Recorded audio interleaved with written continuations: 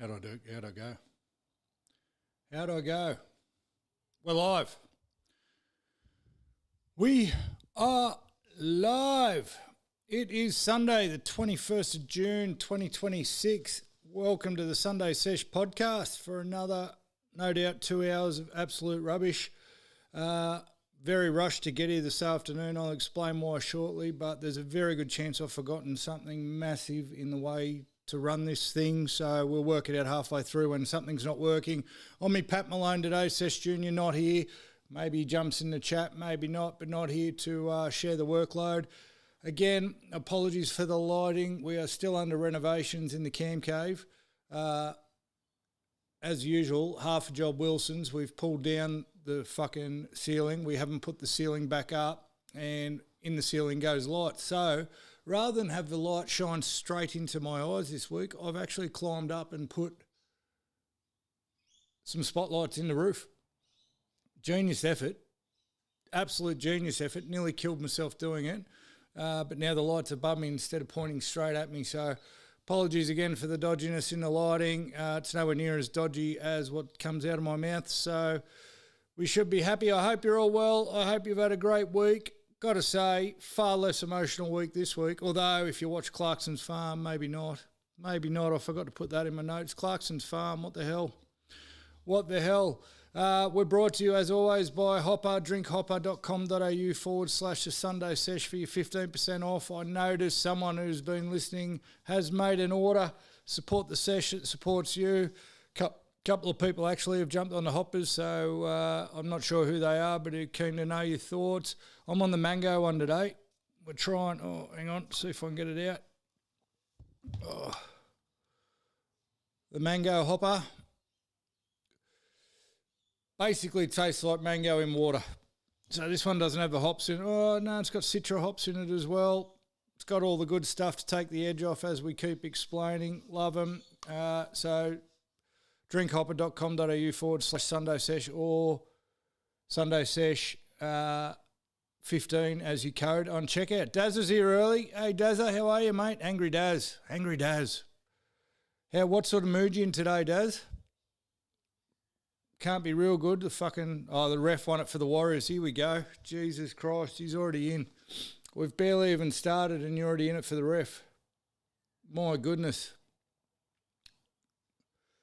I didn't actually see, mate. I listened to the first half and then I was that busy chasing my tail to get ready for this that I didn't catch any of the second half. But sounded like the Warriors were dominating in the first half, and there was no ref bullshit there. If anything, I heard him say that the Warriors should have been awarded a penalty try in the first half.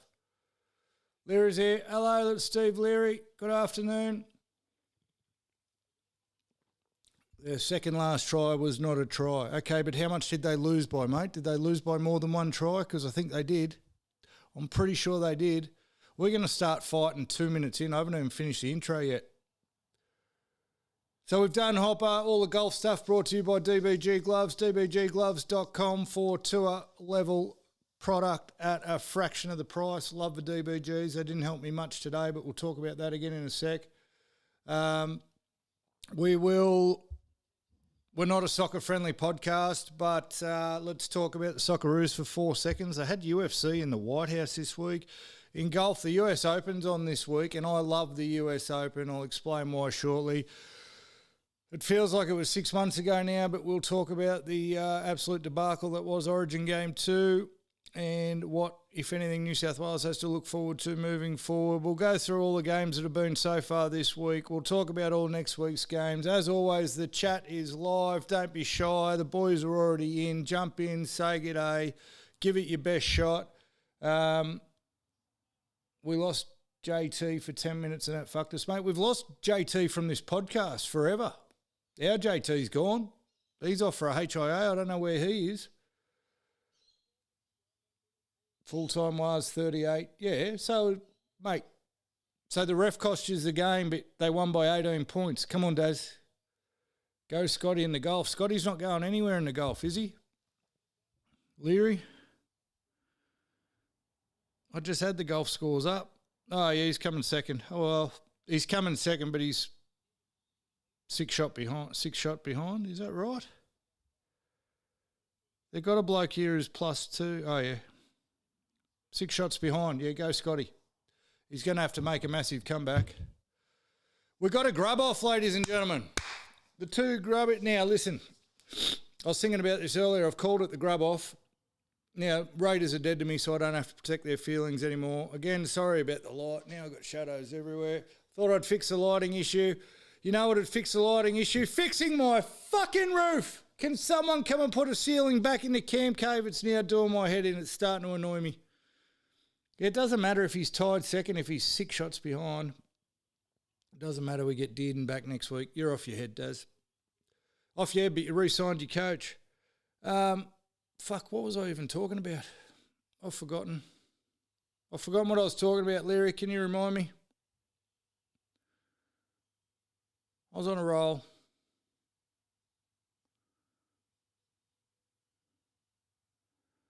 a roll. I've dead set forgotten. Absolutely brilliant. Doesn't matter, we get Dearden back next week. Yeah, well, mate, you're never going to win in New Zealand. It's one of the only tips I got right this week. It was one of the only tips I got right this week. Oh, yeah. Oh, well, I was talking about this. I was talking about the grubs, you idiot. We're talking about the football. So I've called it the grub off. I don't want Canberra fans getting upset. You're not the same grubs as Melbourne are. Melbourne are full-on grubs, grub behaviour, cheats, the whole lot. Full-on grubs. Melbourne. Canberra, love a niggle. They got a bit of grub in them, the grub we like. They got a bit of that fucking niggle, bit of that scrotum grab stuff in them, the Raiders. So we like that type of grubbery. Big fan of the grubbery, that type of grubbery on this podcast. Not the Melbourne grubbery where you cheat the salary cap, you introduce wrestling moves to break people's arms. Not that kind of grubbery. The Canberra grubbery where you'll stick a finger in someone's anus if it means they're going to drop the ball. Love that sort of grubbery. So it's a grub off. He who wins, be the biggest grub. Pick your scores, gentlemen. Pick your scores. I'm going Storm Grubs by 8. Raiders have been fucking woeful. So I'm going to go, no, I've got to pick the score. I'm going to go 26-18. 26-18.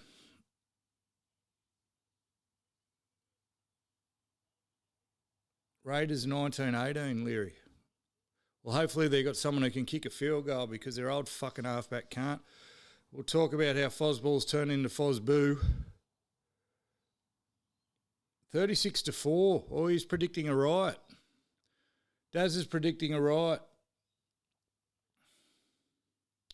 Storm are back. Storm are on the up and up. Milk, dead to me after their last couple of performances. Never to be tipped again. But it's a grub off. Isn't it a great week for footy? We've got the grub off and the fraud bowl. Fraud bowl after this one. A few Rooster supporters really not happy with me putting them in the fraud bowl, but they just don't understand footy. Anyone who doesn't understand why the Roosters are fucking frauds doesn't understand football, in my humblest of humble opinions.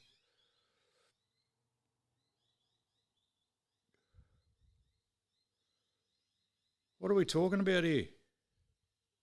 Knock on Storm. Knock on Storm early. My Cowboys will not lose next week. Fucking hell. Daz, if you're going to do the whole show backwards, mate, I can't help you. I'm not going to be able to keep up with you. I do the intro. I ask you how you're going. Then I talk a whole heap of shit about golf usually. Then we do footy. We haven't caught on yet. Let's catch on. Come on. Let's get on there. Be very unpatriotic of me if we didn't mention the Socceroos, so let's mention them. Okay, that's the soccer chat done. Anyone got anything to add to that?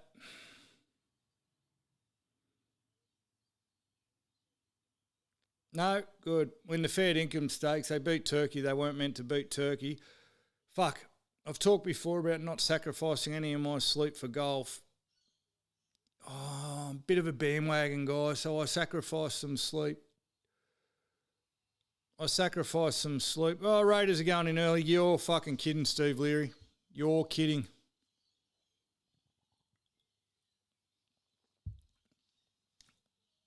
You're kidding, Leary. Raiders are in 4-0. Too easy. Way too easy. If the Milk win this, I might just quit. I might just quit. Unbelievable. The only 4 points they get. Yeah, Daz, you're in trouble early, mate. If that's all they're getting all day, you're in trouble. Good news on the jerky front, guys. I was talking to Gibbs during the week. He's back on the cook. Jerky G will be coming back. Thank God. I know you were all definitely worried, but I'm still eating servo fucking chili biltong. At least I get the whole bag this week because Sesh Jr.'s not here to take it off me.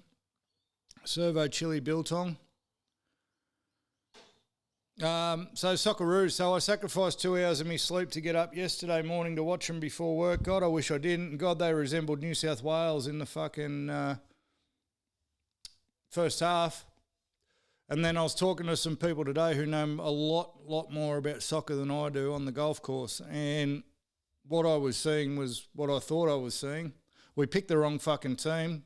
Was Laurie Daly coaching the Socceroos yesterday morning?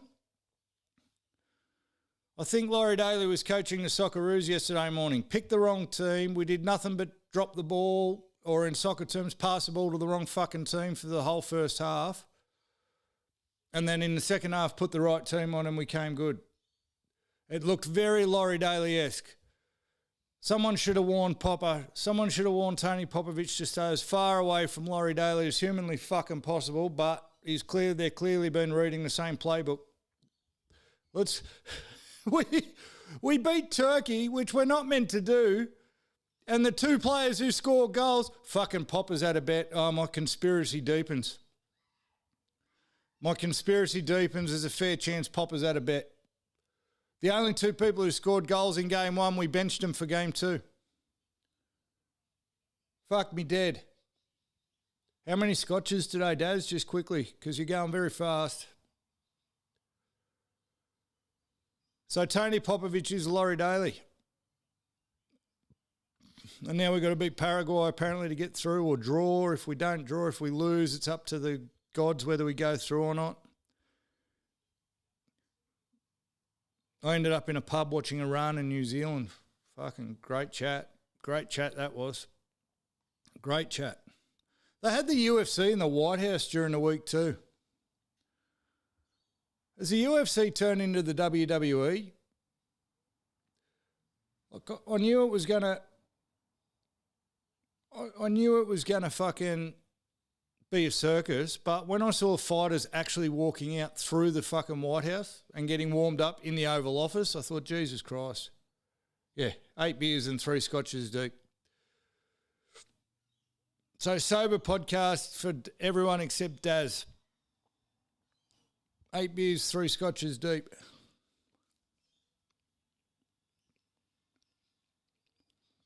Before I move on, anyone got anything to add about the soccer? Leary, did you watch the UFC? I know you don't work on Monday. Some of us have got to work.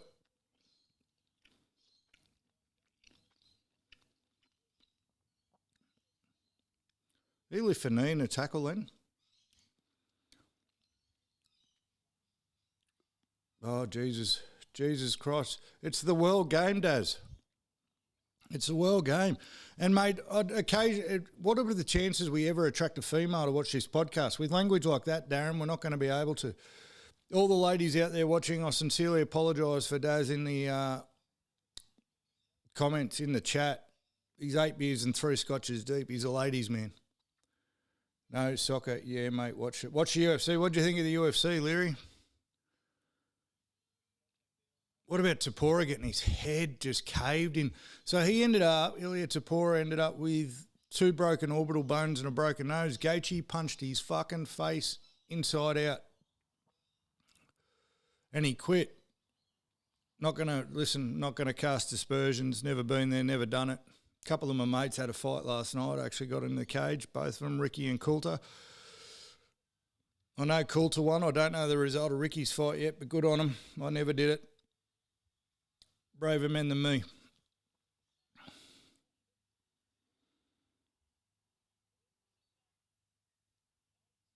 So the US Open's on in the golf. Golf chat brought to you by DBG Gloves, dbg.com for tour level gloves at a fraction of the price. Sunday Sesh. You can call me Sesh, mate. Sunday Sesh is too formal. Panthers are cheating dogs. They will lose 2 straight next week. Okay. I'm going to remind you again, Daz. Golf first, footy later. Golf first, footy later. Go Farlongo. Here we go. I can't believe I'm cheering for the Grubs. So golf, US Open's on, right? And we don't normally talk about tournament golf on here except that we fucking hate Rory. Rory's struggling, which is fucking great. So we like the US Open. It's the one tournament a year. Steve Leary, if you want to feel good about your golf game, watch the US Open, mate. It's the one tournament of a year where the organisers get together and go, how can we fuck with these bastards? How hard can we make golf for them? Oh, please hurry back, Daz. We'll miss you.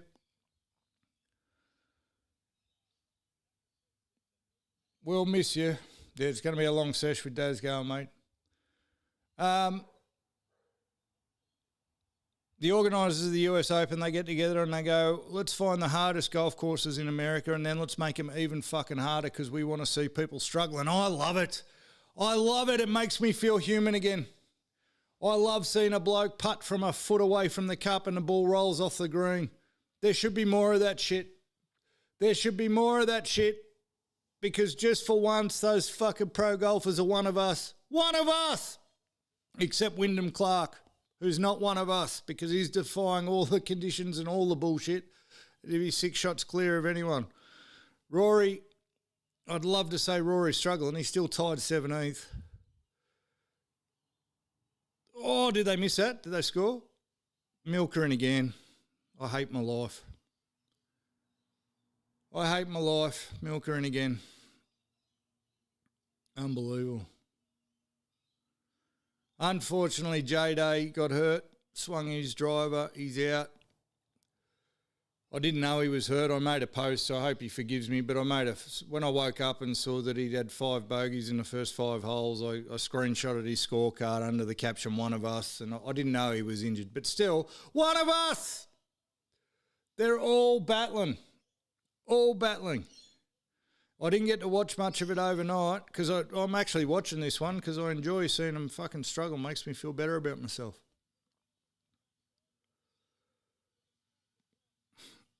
Which I needed today. So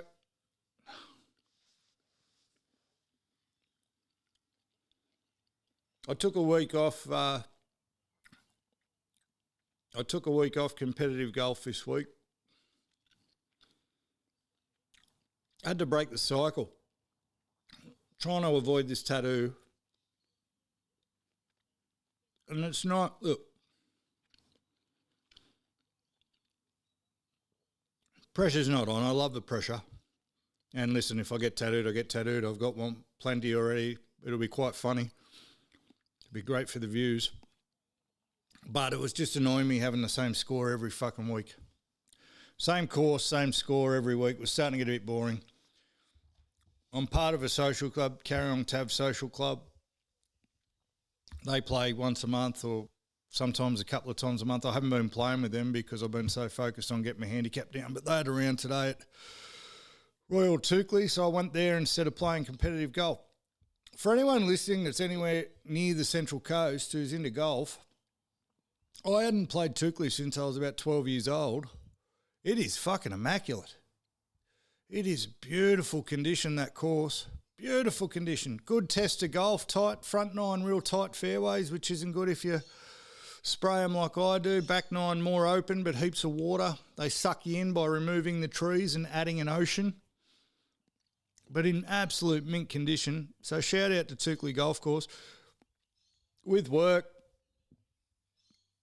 I meet a lot of people who are members there, a lot, but I've met half a dozen people that are members there. And they always tell me, oh, it's in mint condition, you've got to come up and have a look. You've got to come up and have a look. And here's where my logic fails me. I see the cost of membership there. It's half the price of the club I'm at. It's half the price of Wyong to be a member at Toukley. And I go, oh, if they're only charging that much, course can't be much chop. Fucking don't believe what you see in the papers. Immaculate.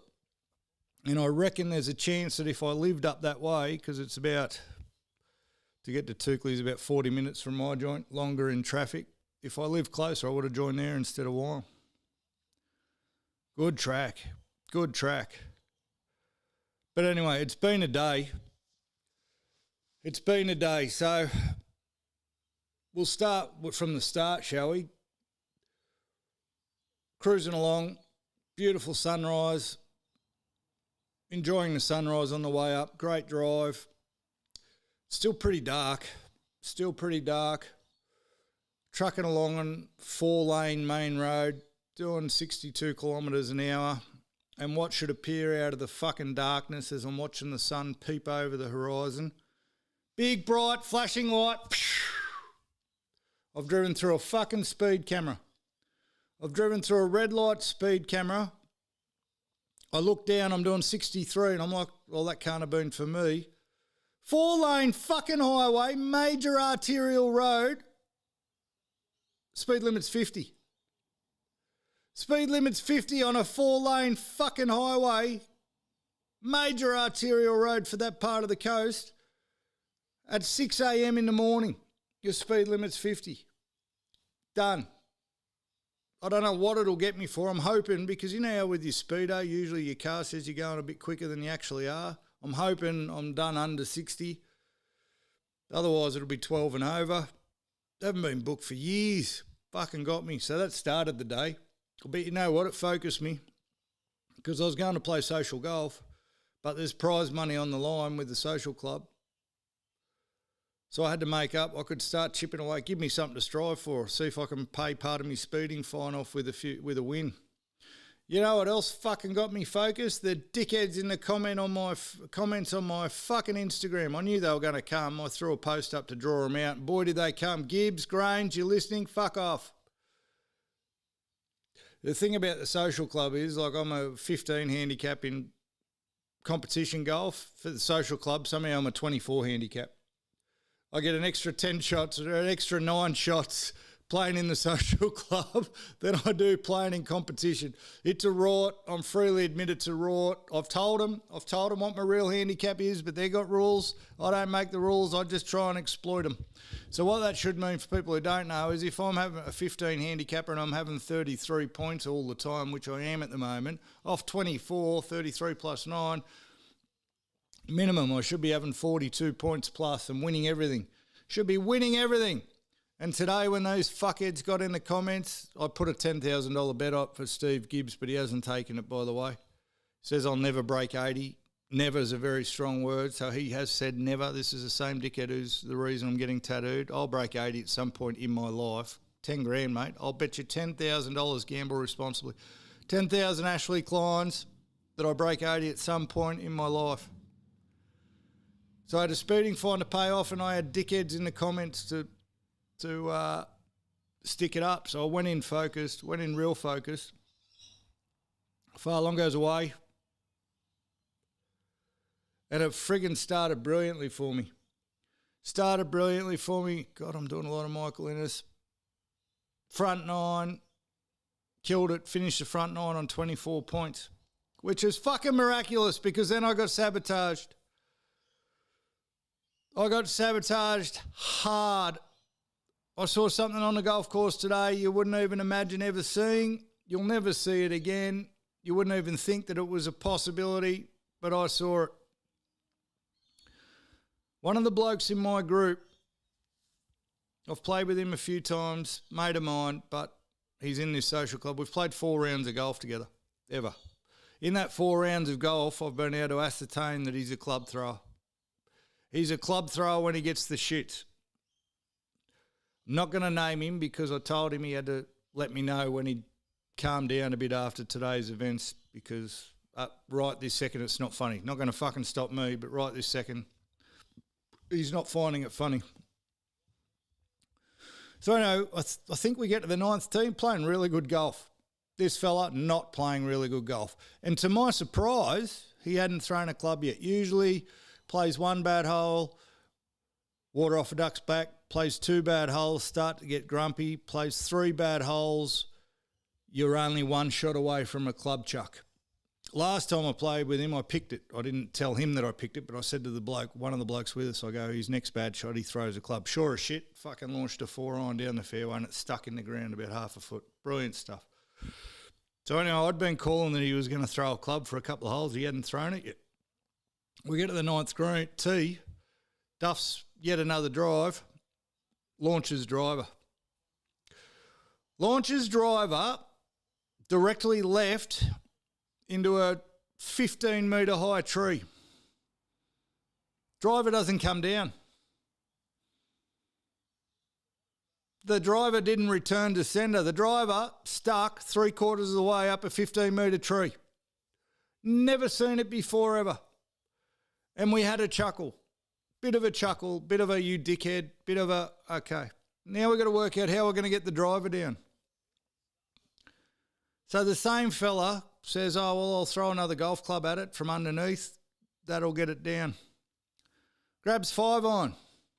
Launches 5-iron at said driver. 5-iron doesn't return. 5-iron stuck in the same tree, same level, 10 metres up. We've got 2 clubs stuck in the same fucking tree.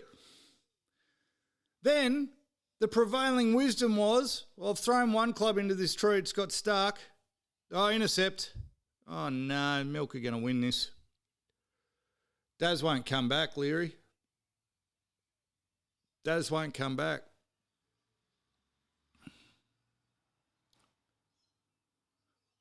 Gets under the tree, lobs 5-iron up, 5-iron stuck in the tree. I've lost it at this point. Can't hold it together anymore. I'll get my camera out. I've got the footage. For anyone who doubts the validity of this story, I have it on camera. So we've got 2 clubs stuck in a tree, and then you know what the wisdom prevailed? Let's throw another one. If we throw one more club, that'll fix it. Grab sandwich, lob sandwich. Sandwich not only misses the 2 clubs, but goes to the very top of this fucking tree, 15 metres above the ground. It doesn't come down either. It doesn't come down either. We've thrown 3 clubs up a tree. 3 clubs up a tree. You couldn't guess it. If I had said for $10 billion, tell me what happened at golf today, at no point would you have thought 3 clubs up a tree. And the silly part was not only happened once, didn't come down, happened twice, didn't come down, and we did it again. He worked out halfway through that there was a fucking vine in the tree, and that's what was catching the clubs. You're never going to beat a vine.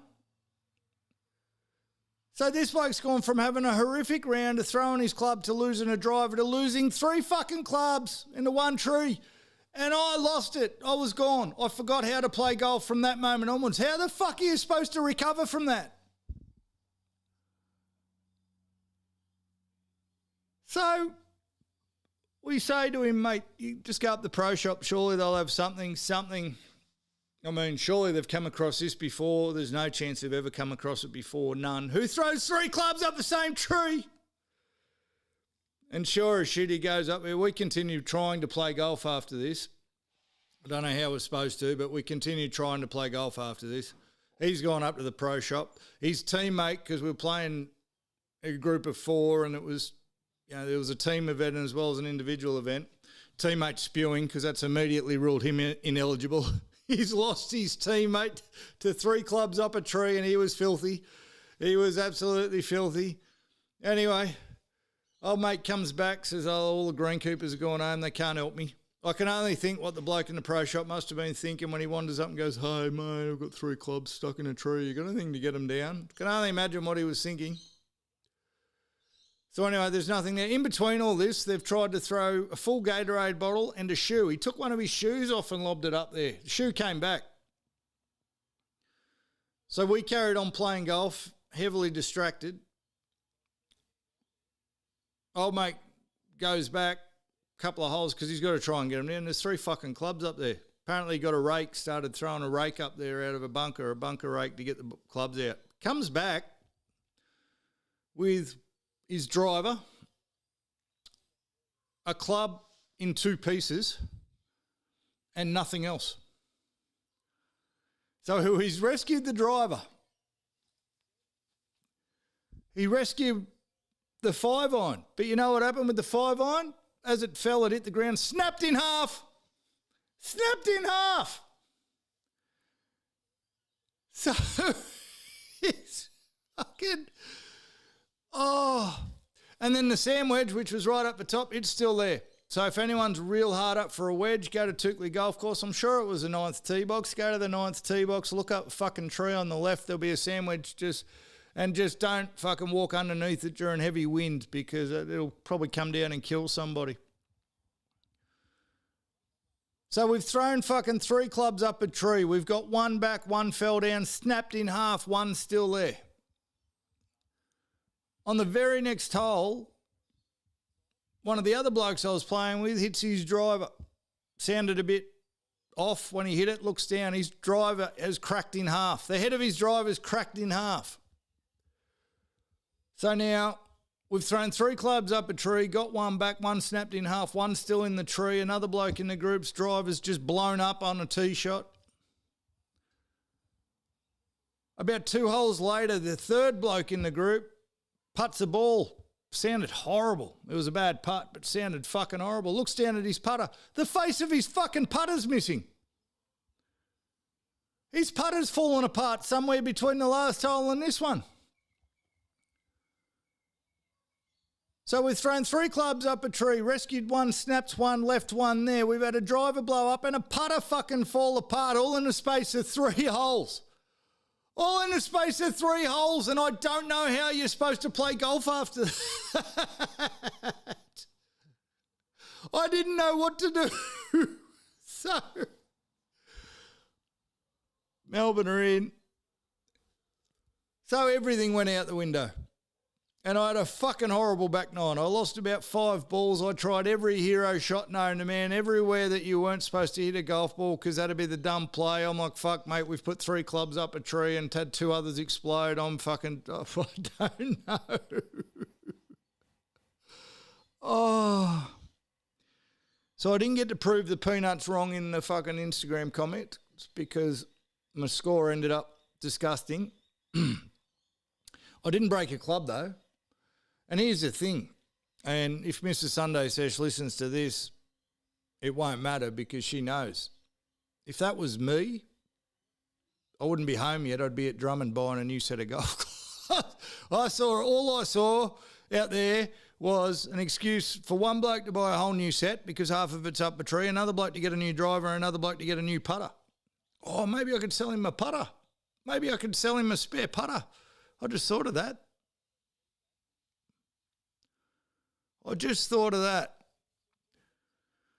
So, no progress towards the handicap because I wasn't trying. I didn't get to practice anything. I was going to use it as a proper practice round to work on some of the stuff that I needed to work on. Didn't do that. Did see 3 fucking clubs up a tree, a driver and a putter explode. Got one of the longest drive on one hole and closest to pin on another hole, so I'll get about $20 towards me speeding fine. What a fucking day. What a day. Get done by a speed camera on a 4-lane highway going 60 kilometres an hour. See a bloke put 3 clubs up a tree and chase after him with a shoe. 2 other clubs explode. I had 39 points, but we're not bragging about that because it was with a handicap of 24. So, off 15, I really had 30 points. Shocking back nine. But a lot of fun nonetheless. Shout out Toukley Golf Course. Oh, man. Oh, glad you're back, Daz. We missed you. Golf chat's still going, unfortunately for you. How's your fucking 10 points going now? How's your 10 points going now? Chris Brown's white.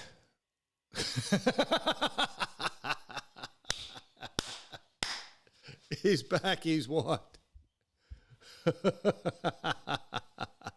Hello, Chris. How'd you play today, mate? Oh, I hope you didn't hear. Did you hear any of that golf rant, Chriso? You missed a fucking, mate. Unbelievable scenes on the golf course. Oh. Storm are back.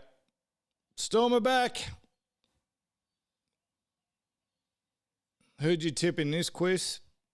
We're on the grubs, aren't we?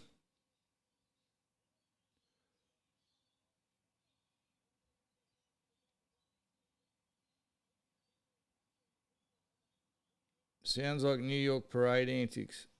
Yeah, there was a bit going on, mate. There was a bit going on. Oh, I can't believe that. Speeding fine, 3 clubs up a tree, driver explodes, putter explodes. One of the great stories. Milk rattled you? Yeah, fuck the milk. Oh, because you were on the milk too. You're on the milk as well.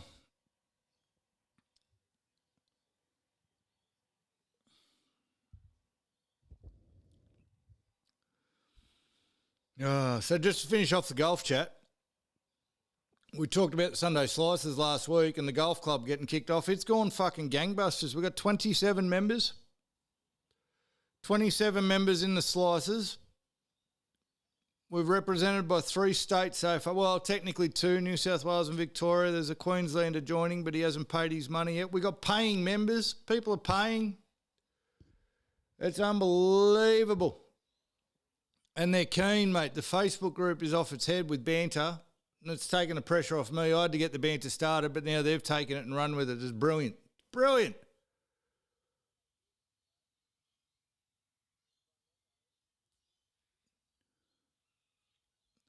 But we got sponsors, got 2 sponsors for the Slices. So anyone that ever listens to this who plays golf and has a handicap, we've started a golf club. It's a virtual golf club, not playing virtual golf, but it's a golf club that you never have to turn up to. We've got a closed private Facebook group. All that happens is you go and play your normal golf round during the week. It doesn't matter whether you play 5 rounds or 1 round. Your best score for the week counts, and we put everyone up against each other, and you compete against people you're never going to meet in places you're probably never going to go. It's nationwide. Nationwide. We call ourselves the NRL, and we're only in 3 states, so I can call it a national competition.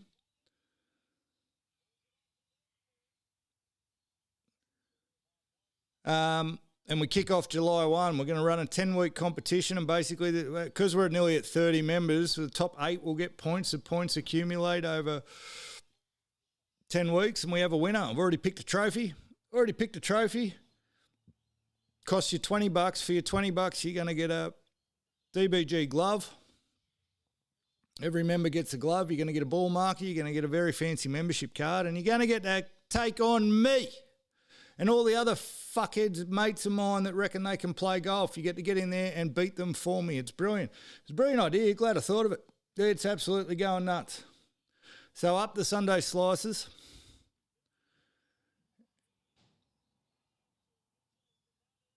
Daz is a golfer.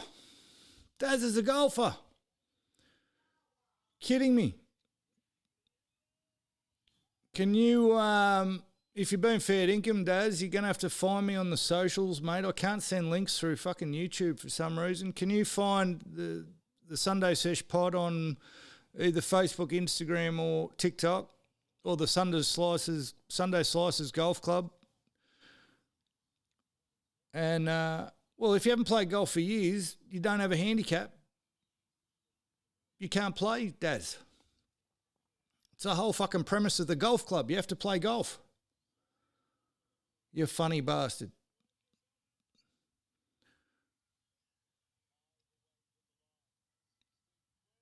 Well, mate, if you don't play golf, the social media thing doesn't bother me. You can fucking still be in the Slices if you're not on socials.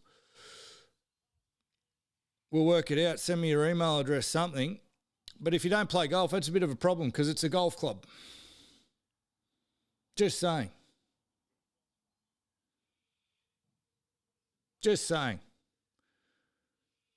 But we've got some good golf clubs represented.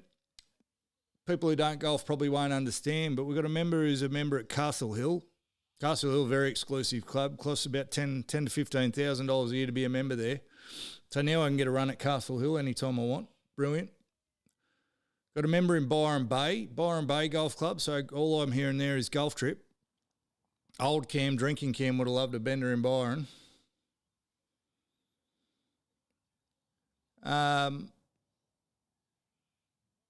We've got a couple of members in Victoria. So down to Melbourne for a golf trip. Storm are back.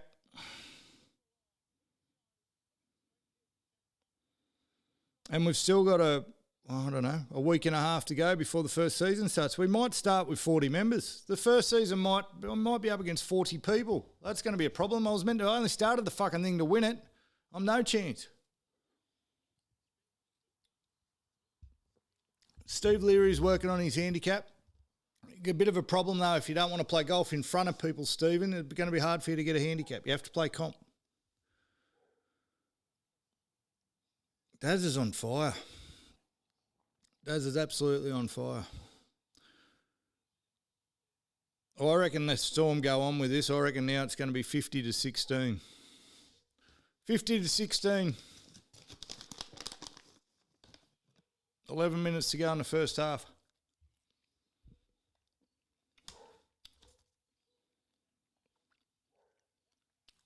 Yeah, Storm will hit 50.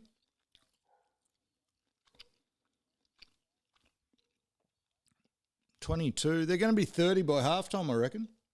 Storm will be on 28 by halftime.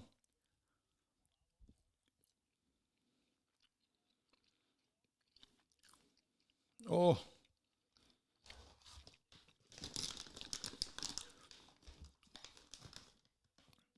So, anyone else got anything interesting in golf? You haven't played this weekend, Chris, I don't think.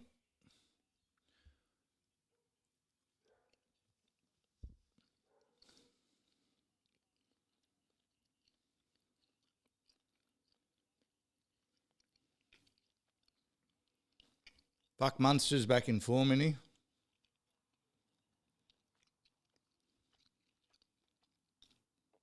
Munster's back in form.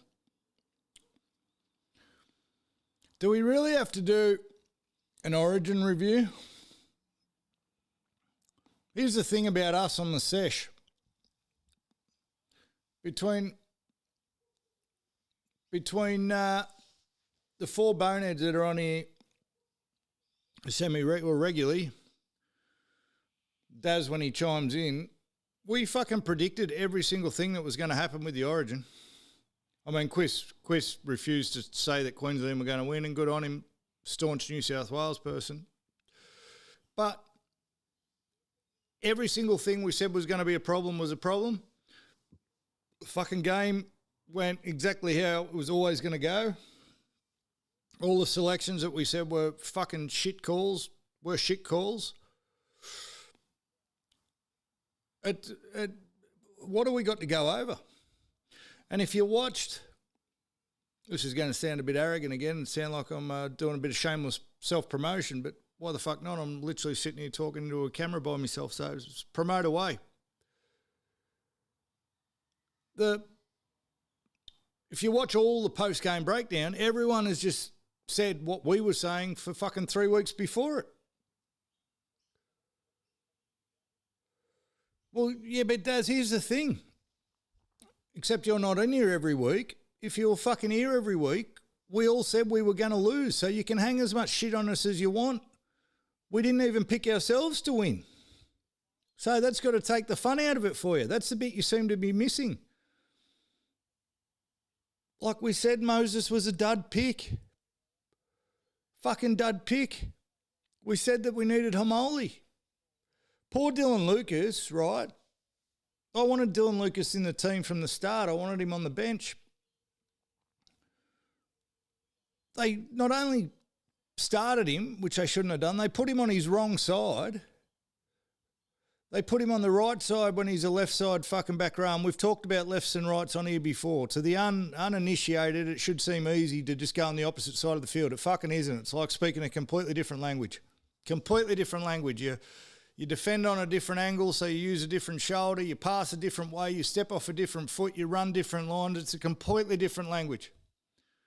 So not only do we get rid of the best second rower in fucking rugby league to put a debutant on, we stick the poor fucking debutant on the wrong side of the fucking field. That's what we do. Tony Popovich, take note. Tony Popovich did take notes because then he did the same fucking thing to the Socceroos. All Moses did was kick and get run over. Exactly what I said was going to happen. The reason, not once did I say Mitchell Moses isn't a good football player. Not once did I say he hasn't played good at Origin. They're the only two fucking excuses anyone come at me with when I said he shouldn't be picked. Oh, he was played good in Origin and he's a good footballer. I never said he wasn't. Well, I fucking know that Ethan Strange was a better choice. I know that Ethan Strange was a better choice. Why did you have to prove me right?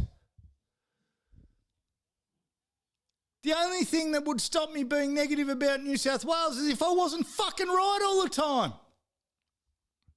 How about that? And listen, the calls were less this week because after the first game, a lot of people telling me to take my jersey off and can't call myself a New South Welshman because of the take I had. Only one dickhead's fucking stuck his head up out of the sand this time, and then he stuck his head straight back in it. Don't worry, he pointed his fucking barrels at the wrong person. It's not on New South Wales to call it how you fucking see it.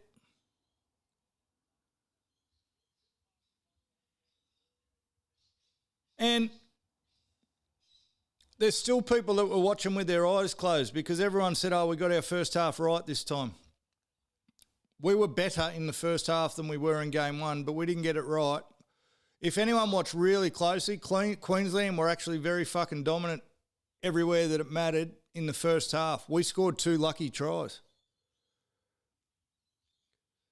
2 lucky tries off a drop ball and a kick deflection. We didn't score on playing football, and the tries that Queensland scored, by comparison, were football tries. They worked to them, they structured them, they scored fucking football tries. We were in trouble in the first half.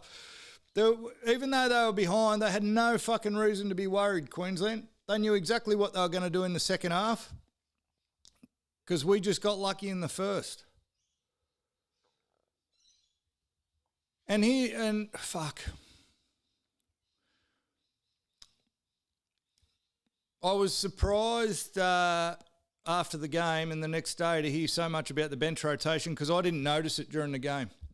And I didn't notice it during the game because Channel 9 has the worst fucking football coverage I have ever seen. The worst football coverage I have ever seen. And I had an epiphany about 3 o'clock in the morning after the game. I don't think I've ever watched, maybe when I was a kid, maybe, but I don't think I've ever watched the State of Origin on Channel 9 sober. I'm usually pissed as a fucking newt. It was the first game I'd watched sober. Is the coverage always that bad? Because I fucking noticed it this time. I've never noticed it before. The commentator, he's on Blocker's level. Average fucking commentator. Average commentator. The picture quality was atrocious. And then they put a fucking TV ad over one of the kickoffs and nearly missed the first try.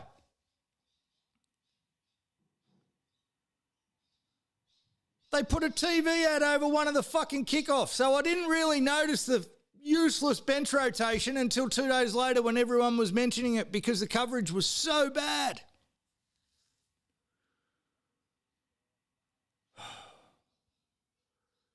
Moses was a dud.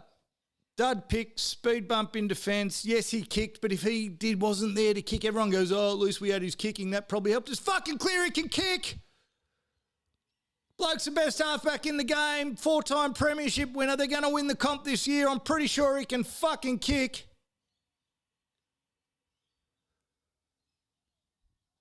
You put Dylan Lucas on the wrong side. He looked gassed after 5 minutes. Leary, how much attention were you paying to Dylan Lucas? He looked like he'd had a big week. He looked like the nerves had drained his energy. He was tired very, very quickly, the poor fucker. It was very quickly. Teddy's a liability in attack.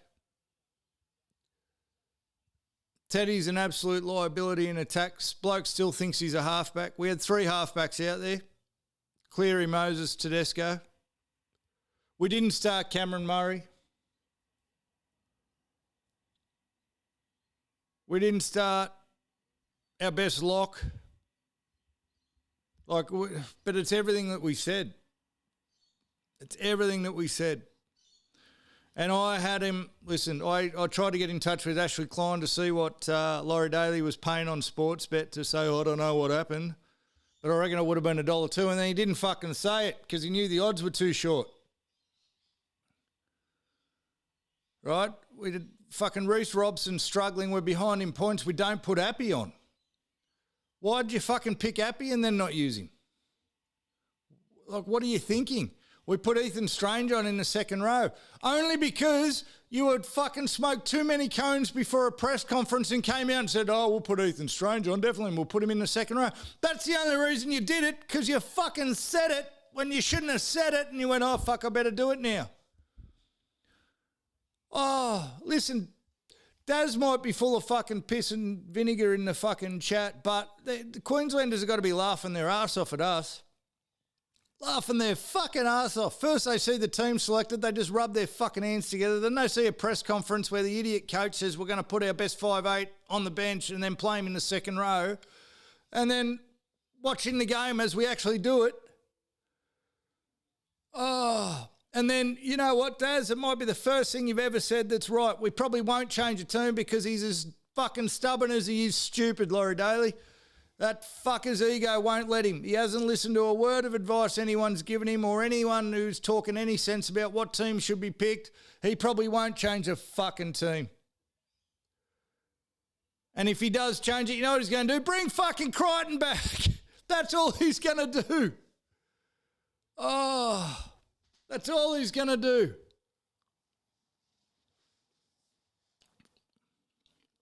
Queensland don't have to change anything. In real terms, if KP doesn't get sent off in the first game, they've put 90 points on us because they would have won. They would have put 50 on us in the first game. They put 44 on us in the second game. We need Critter's leadership. Yeah, good, Chris. Couldn't lead his way out of a paper bag. Oh yeah, Luai. Let's get the whole band back together.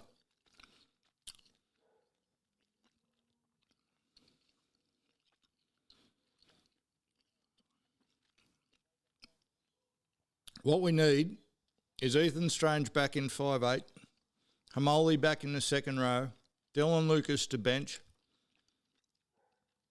I think you start Appy at hooker. If Latrell's back, you put Latrell in one centre. You either need to put... Now, Katoni Staggs had a fucking shocker, absolute shocker. So... And he can't pass the ball. He doesn't have any ball skills, Tony Staggs. He kept running Nwanga out of room. He wouldn't straighten up. Because he wouldn't straighten up every time Nwanga got the ball, he had no room. So you either put Turbo in the other centre and Dylan Edwards to fullback, or you put Turbo to fullback. That's what I do. I get fucking... Jackson Ford, I think Jackson Ford did a pec today, did he? Did he shoulder or a pec? So he can't. Get Terrell May, Payne Haas, start Cameron Murray, and I think you keep Dylan Lucas and put him on the bench though. Now we've got a fucking football team. Then you got a football team. He does fall over a lot when he gets burned in defence. He does like to also make a dive like 5 minutes after the person's run past him to make it look like he's made an effort, eh? He's very good at that, Stags. Chris Brown's just said in the chat, Stags is good at getting burned in defence and falling over.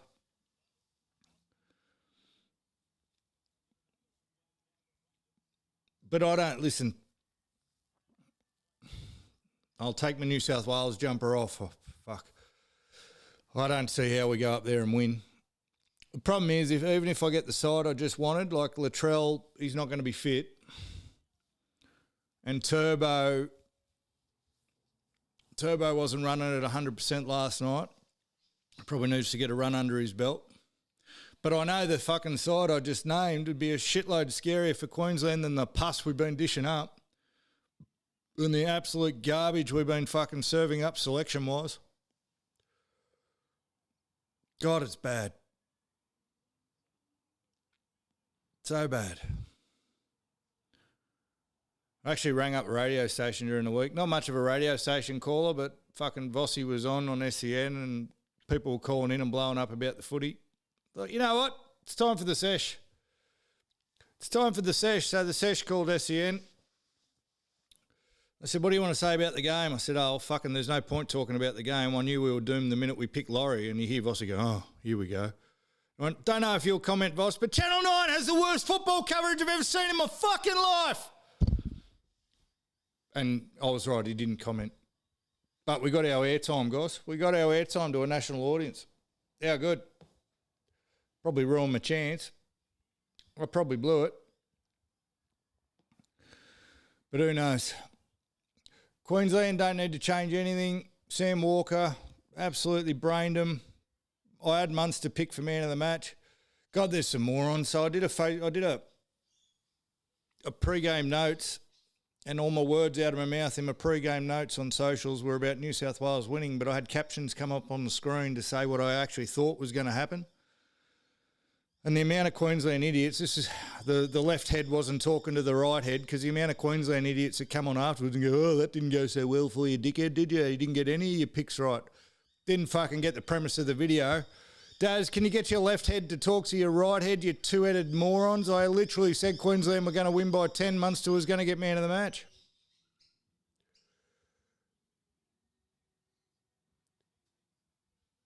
I think Chris Brown said drinky to save New South Wales, Daz. I think Daz has had enough drinkies today, Chris. Daz has been saying Hill and Lukey's going to get picked for fucking Origin since day dot. He hasn't got a look in, so I'm not sure about Daz's selection criteria. No Cowboys.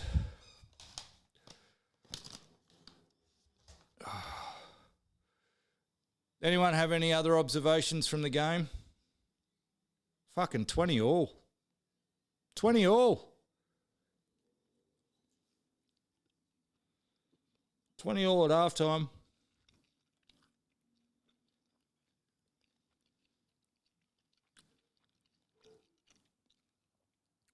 Yeah, he was 20th man, so did he play or not?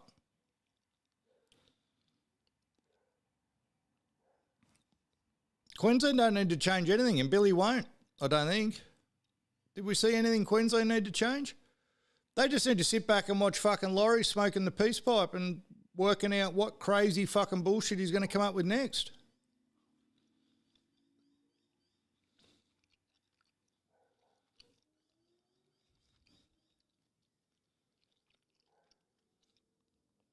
Billy's not going to change a team that's winning he should be counting it as winning 2-0. They've had the team to beat us 2 games in a row. He's not going to change that. Yeah, Happy will get dropped. He can't get in trouble for not using Happy if he's not in the team.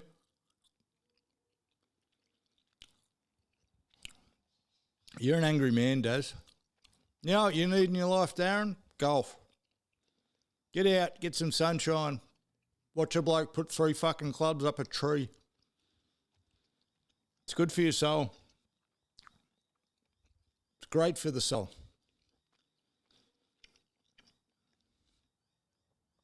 Because I think the beers and the scotch is just making you an angry man, eh, Quiz? Angry Daz. Angry Daz.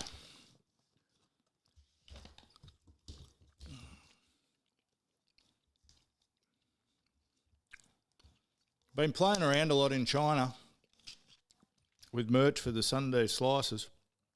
These aren't the ball markers anyone will get, but that. Well, it's poker chip with the slices on it to use as a ball marker. Didn't mind it. That's the first iteration. Then I found the gold ones, the actual metal ones. So now I've got fucking 15 of these things that I'm never going to use. Giving them out to all Sunday Sesh Podcast listeners. Plastic poker chip ball markers.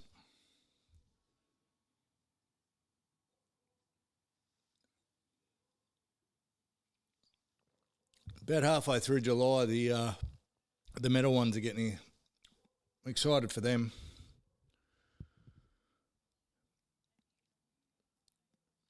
Gibbs is captain of the Sunday Slices. I sent him a few trophy ideas yesterday. You'll never guess which fucking trophy he picked for the club championship. So I sent him five options. 4 of the options are, I'll get one up to you, Leary. You know what? I'm going to do better than that, mate. I'm going to come and have a game of golf with you and I'll bring him. I fancy a trip into the Upper Hunter. I'll bring him with me. If you can handle playing golf in front of somebody, that is.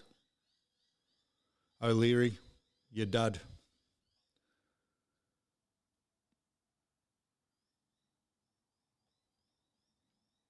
Bonus prize for top 15 who finish. No, you're all getting one. Everyone gets a ball marker quiz. So, Quiz, if that is really you got a glove and a fucking ball marker coming. I've just got to wait till they get here from China, not the gloves, the ball markers. Yeah, you want a poker chip one as well? Well, mate, listen, fucking bone to pick with you. Don't leave it up to me to book every Sunday. I had one fucking job yesterday, which was to book next Sunday's round. I sat there in the drawer, and with a minute to go before they opened up the slots, I put my phone down and fucking walked away. Came back an hour and a half later and hadn't booked golf. So now I don't have a spot for next Sunday. And you did nothing to help me, Quiz. Nothing. Fuck. I'm going to join Tukley. Sam Walker will win the Wally Lewis medal. Tom Dearden won't get a look in. No, so even if Tom Dearden's back for next game, he won't be... They might put him in the squad as a token gesture, but he won't be playing.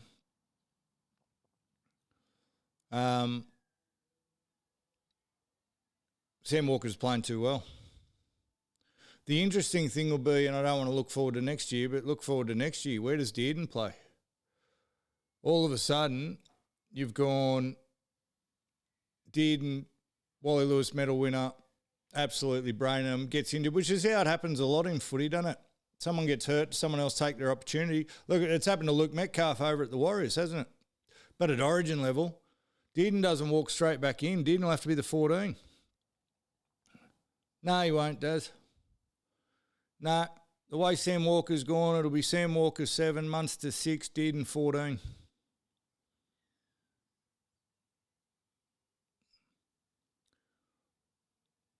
That's how I'd have it anyway. You can't, because you want all 3 of them and you can't have Sam Walker come off the bench. Dearden can play roles that Sam Walker can't. Munster hangs the state boots up. You reckon he retires this year? Yeah, but I don't know if it'll be this year. You reckon this is his last year? If Munster plays next year and is in... Well, they're not going to drop him. So if Munster plays next year, it would have to be Walker 7, Munster 6, Dearden 14, wouldn't it? Anyone got any... You'd have to. And it's nothing against Dearden. I love him.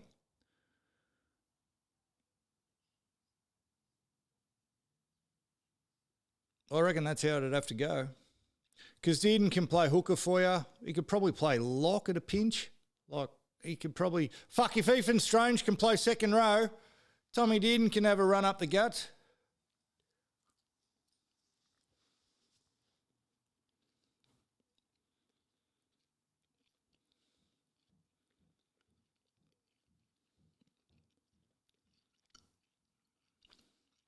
Yeah, PNG doesn't fucking happen until the year after. Yeah, I was thinking Munster to the Bears. That'd be good. Yeah, it does. I agree. You're starting to talk some sense, mate.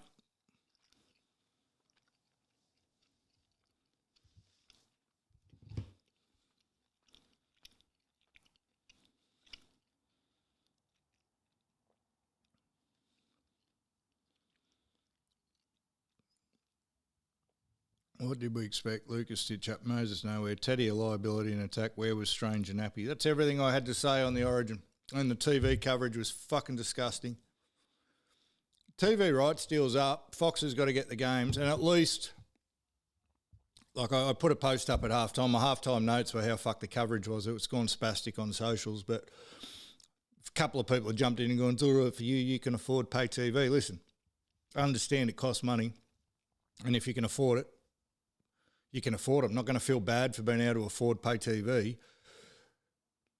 They can't take, I guess they can't take it off free to air. I think there's actually laws in place that you can't, anti-siphoning laws they call them, so they have to keep State of Origin on free to air TV, but it doesn't mean Foxtel can't have it at the same time. And they have to. That was fucking disgusting the other night. Disgusting. Premier sporting event fucking run by amateurs. Oh, one thing I will say too. It's only fair that we are unbiased and balanced reporting. Ashley Klein had a good game.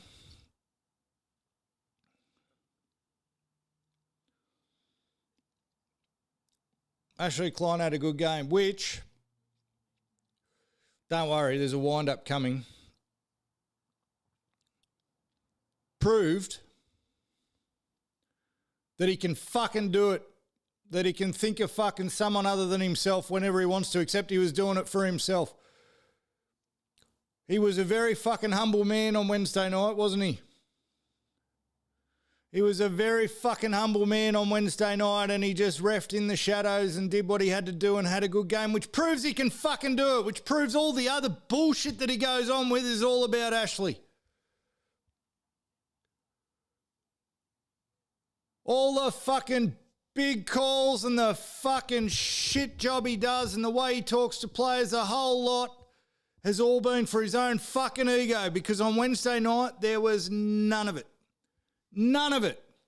Whistle away, fucking couple of decisions that could have gone either way but weren't really his fault. They were just normal footy fucking mistakes. He actually reffed a fucking decent game of footy and wasn't the headline, which was almost impossible in the situation he was in. He managed to come out of that without being the headline when he should have been the only fucking headline, because he shouldn't have been allowed to ref it, which proves he could do it every fucking week if he wanted to. But no, every other week, he's the fucking King Kong of Turd Island, gets to have his own way with everything and ruin fucking everything. So if anything, it took even more pity away from his, worry about Ashley and everyone picking on him. Fuck him. Fuck him. We're not doing game predictions yet, boys. Just wait and see. Listen, I love yous dearly, lads. But have you learnt nothing? Have you fucking learned nothing? Can you wait and see what old Lozdog comes up with as far as team selections go before you go sprouting off New South Wales 13 plus? Please, for the love of God, gentlemen, have you learned nothing?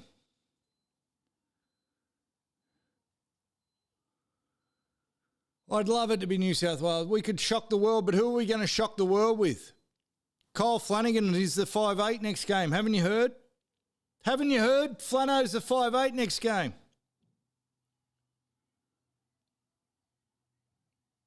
Oh, Chris Brown's turned on the caps lock. That's how I know he's serious. He's turned on the caps lock.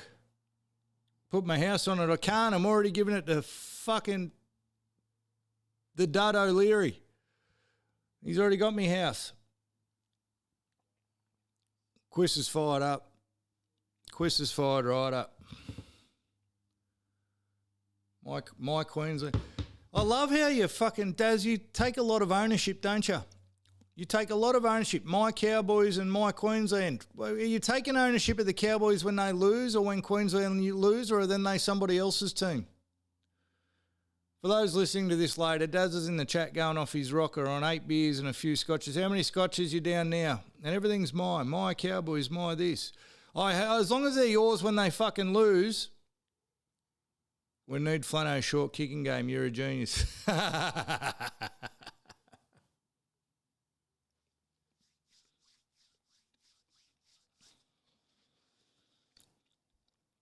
We're in Queensland. That's in Dazland.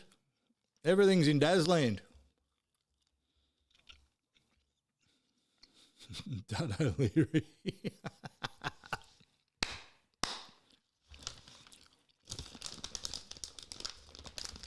I'd like to see a game of runamies between you two. So the Dud O'Leary and Carlsberg are going off in the chat at each other. Just play runamies, boys. I know who I'm backing.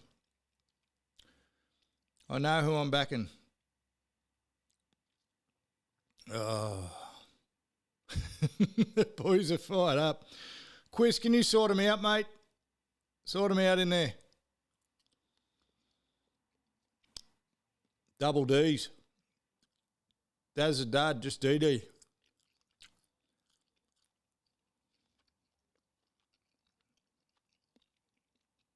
Rip in, boys. Love it. You love to see it. Oh, I didn't want to talk about fucking Origin. You got me emotional again. What a shit show. What a shit show.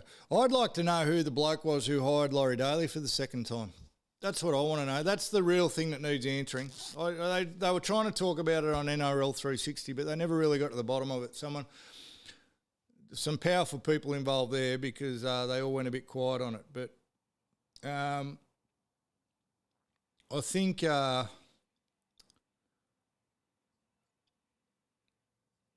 whoever hired Laurie Daly second time round, and they took my point. I swear to God they listened to the show. I said those guys must listen to this, and my wife gave me one of them looks like you're a fuckwit.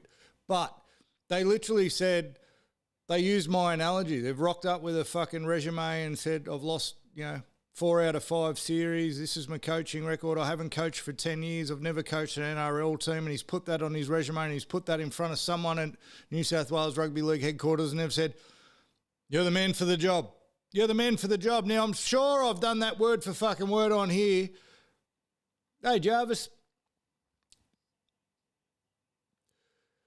We got a newcomer. Jarvis 4K. We got rules here, Jarvis. The rules are you got to tell us who you go for, essentially. So we can fucking rip into you if you're a Parramatta supporter.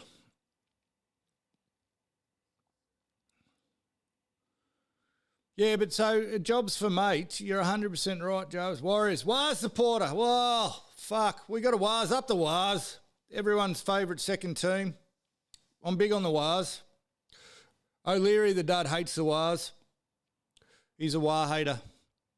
I love the Wars. Good to see him doing good. Big fan of your coach, Jarvis. Big fan of your coach. Up the Wars.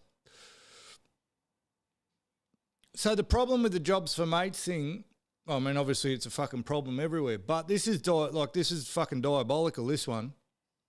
And I think that's where the accountability needs to be. Who the fuck hired him? But it should have been, why are we waiting now for people to actually say it? Like, I've thought it, and I don't even know if the podcast was around when they fucking hired him, but I've been thinking it since the minute they hired him. Like, who the fuck let that go through to the keeper? You like the Wars, you don't like Penrith. Daz, play nice with the new people, okay? I'll block you. Oh, there's a button on here somewhere where I can block you. We like the Wars. They just beat, Jarvis, don't get offended. Angry Daz, as we like to call him, is a Cowboy supporter and you've just fucking kicked the shit out of him. So, well done, Jarvis. Well done, Wars. Eat a dick, Daz. Eat a big fat one, Daz. My goodness. Second half's kicked off. 20 all grubs and the grubs. It's a grub off. You can't split the grubs. All right, who wins from here?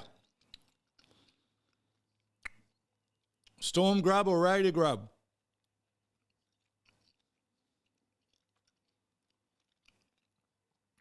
I still reckon the Storm get to 50. I still got a feeling Storm get to 50.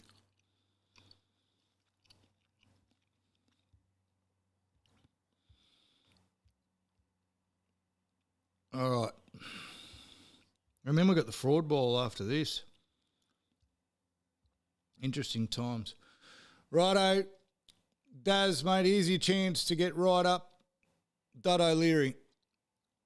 Knights 22, Dwagons, Quist Browns Dwagons 20. Leary, please explain. What the fuck is going on with the Knights? The Knights are in they're winning, so here's the good thing. They're still winning, but God, their form has slipped. Yeah, don't give me your wins or win bullshit. If it was any other team, you'd be into them. It's funny how everyone changes for their own team, isn't it? Yeah, didn't respect them, but that's been the last couple of weeks, mate. Not fluent. Flano almost got the match winner. Flano almost played himself into a New South Wales jersey. Can I fucking... Oh, fuck. Which reminds me. The Rugby League mole, I'll call him out. The Rugby League mole, the fucking journo. You all know who he is. You've seen him, Moley. Been around for 100 years, writes for the paper. He actually put a post up on Facebook yesterday, and I'm pretty sure he was serious that the way to fix the New South Wales situation for Game 3, just for Game 3, is to get Flano and Seabold, because they're not working at the moment, get Flano and Seabold into camp to help out Laurie. Are you fucking serious? Can you be... Is there a dumber idea ever been floated? Is there a dumber idea ever been floated than to have Seabold and Flanagan go in to help Laurie Daly? I don't think I've heard of anything dumber. Except for throwing 3 clubs up a fucking tree to... Yep, except for that. Which won't make any sense to you, Jarvis, if you're still there. That was the golf rant earlier in the show. Yeah, Knights, look, they look tired. They look like they're in a bit of a mid-season. They've just got to push through this bit and then get a freshen up, I reckon, Leary. That's my take. The Dragons don't know how to win. The Dragons wouldn't have a clue how to win. Val Holmes rushes that kick, misses from nearly in front. That costs them the game. Flano nearly come up with a miracle try at the end. Again, because we're an unbiased and fair podcast, I mean, I'm on the record of saying at the start of the year that Flanagan is actually one of the Dragons' best players. He doesn't deserve half the shit he cops. People are blaming him for losing the game because he dropped that ball. That wasn't a fucking easy catch. Like 9 out of 10 players are dropping that ball. He juggled it 4 times. That wasn't Flano's fault at all. That was just, the whole thing is a symptom of the Dragons forgetting how to win games. Val's got to kick that goal. The Knights, Fletcher Sharp seems to... I've noticed a couple of times, you know how you can tell without just watching? You can watch Supercoach, Leary. Fletcher Sharp, if you've got him in Supercoach, which I don't, but I was watching, he'll score 1,000,000 points in the first 20 minutes. How many times has he gone off in the first 20 minutes of games where he's fucking scored a couple of tries or set up a couple of tries and is absolutely on fire and then does nothing for the rest of the game? How many times has that happened? So as good as Fletcher Sharp is, and I still reckon he's a great option on the bench for fucking New South Wales, Fletcher Sharp can be our Reece Walsh.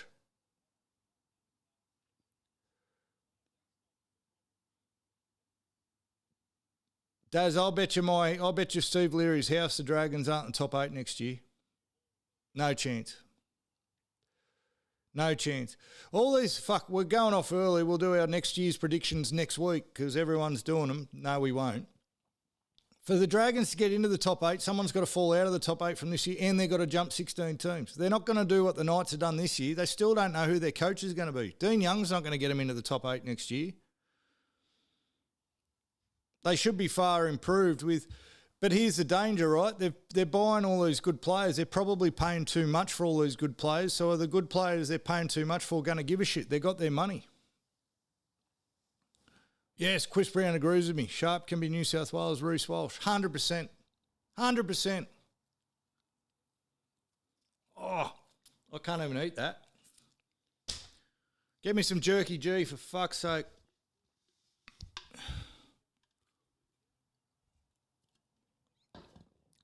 So the Knights, it's a good sign that they win in though, Stu. Dragons should be the first club to get relegated. Oh, we're going to 2-tier division. Jarvis hates the Dragons. We were a huge, Jarvis, we hated the Dragons here while ever Shane Flanagan was in charge of them. Now I don't hate the Dragons. I pity the Dragons. They're pathetic. And we hate Gutho. All we got to do is get rid of Gutho and then I can like the Dragons again. Although Gutho's a forlorn figure now, he doesn't engender the same hate in me because he's not carrying on like a good sort anymore. He's just old and busted and knows it. The Roosters won't be in the top 8 next year. You're an idiot, Daz. Mean that in the nicest possible way. Love you, you idiot. Gutho and his walking stick. My Cowboys will in the top 8 next week. What do you mean top 8 next week, you idiot? They're top 4. Up the Jarvis. It's sad at this point. Yeah, it is sad for the Drags. They've forgotten how to win. And my worry is that they broil is... So they've paid too much for Drinky. Well, actually, I don't think they've paid too much for Drinky. I reckon Drinky's one of the best fullbacks in the comp. I don't think they've paid enough for Drinky, but you've paid too much for Metcalf. You got Kaloa Matangi going there on too much money. You got all those players now getting just paid fucking overs. Every club that's ever had to do that, the players haven't gone there and aimed up, have they? I think with Tigers and South. Well, remember when South bought Roy Asatasi and fucking Brian Fletcher and overpaid for all those players? None of them aimed up. They still got the spoon. Tigers did it. They bought Anasta. They bought... what'd they pay? They paid nearly $1 million. They paid $800,000 for Josh Reynolds, remember, the Tigers? How'd that go for them? Dragons to New South Wales Cup. Bring back the Steelers. Wouldn't that be a turn-up? What about the Gold Coast Crushers? Can they get a start? Hunter Mariners.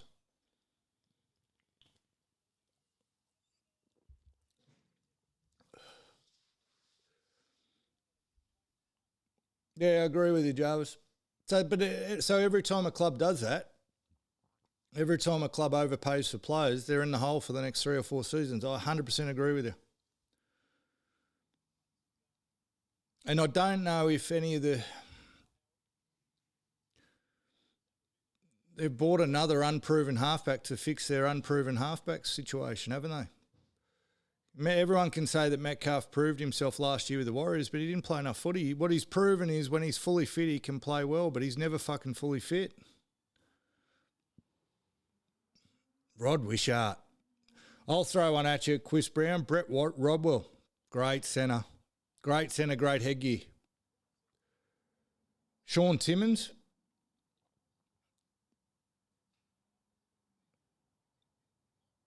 Paul McGregor. Yeah, Brett Rodwell, though, liked him. Brad Mackay. Brad Mackay started at the Steelers, didn't he? He wasn't always a Dragon. The Steelers fucking produced a lot of New South Wales Origin greats, didn't they? Come to think of it.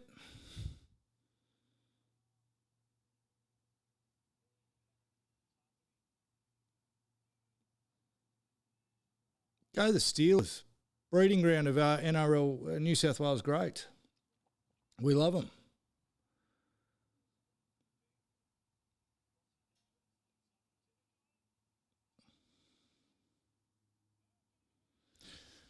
Anyone got anything to add on the Knights? So the Knights need to keep plugging away until they freshen up.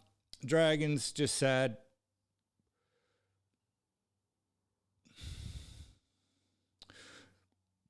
I don't know. I haven't seen enough to say that Dean Young's the man for the job. The scary bit is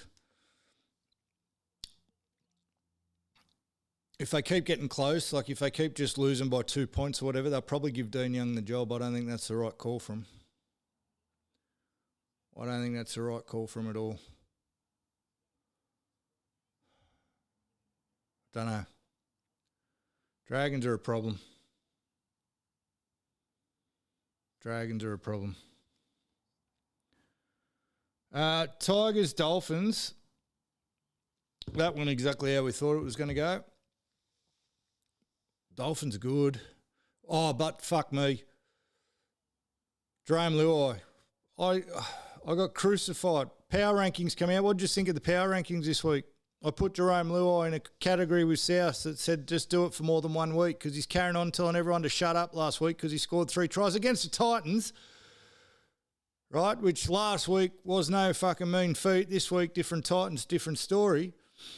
So he comes out, blows up everyone who's telling him to play fucking better football and to actually have a go for the $7 trillion he's on. Scores 3 tries against a lowly opposition, gives everyone these and the shut the fuck up cunts. And all I said in the power rankings was do it more than 1 week, champ. And did he? No. Fuck no. No, not at all. He was fucking woeful again yesterday. He was woeful yesterday. Appy tried his fucking heart out. Luai did nothing. Not a thing. So I don't know. The Tigers have got him for another 18 months. And you can stick it up, oh, so here's what he's done for us off the field. Listen, no personal problem with the bloke. Just have a fucking go. Luai's a leader too, brah. If we put all the leaders together, let's rattle off some leaders, all right? And you guys who are on the podcast a lot will know what I mean. Gutho, leader. We need him for our leadership. How good's he going? Stephen Crichton, leader. So there's our fullback and there's our centre. 5'8", Luai, leader. We need him for his leadership. Lockie Galvin, he's leading him at training, leader. So there's your halfback. How good's our team looking so far? How good's our team looking so far? Teddy, who thinks he's a fucking halfback but he can't pass the ball. Leader. Team's looking real good. Team's looking really fucking good, fellas. You got to lead on the field. Leading on the field isn't getting in the fucking huddle and telling everyone else to do their job. Do your fucking job.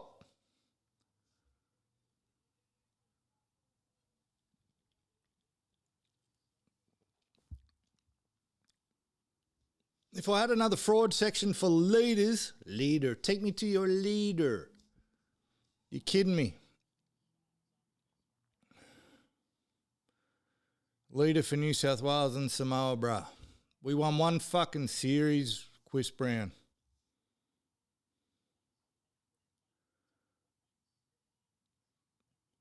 He's calling me racist again. I'm wearing a black jumper, mate. Come on. I'm wearing a black jumper, Quiz. Dolphins look good, eh? Might have been wrong about the Dolphins at the start of the year, coming 10th. They did it without Katoa. They did it away from home. They put them to the sword like they didn't go away. Wasn't super pretty. Wasn't super... I know you're joking, Quiz. It's okay. I was joking about my black jumper, mate. It's actually a dark grey. Dolphins are fast. Dolphins can attack both sides. Dolphins' left and right edge is just as strong. Name another team in the NRL that's left edge is as strong as their right edge.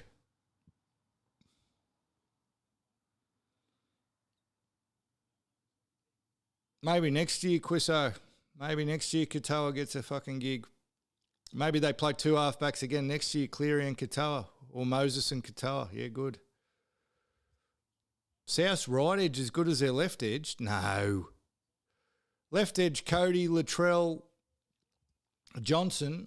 And when the fullback chimes in, right edge, you got what? You got Fafita, Campbell Graham. Who does the ball distribution down that side, though? What's his name? South's are very left side dominant.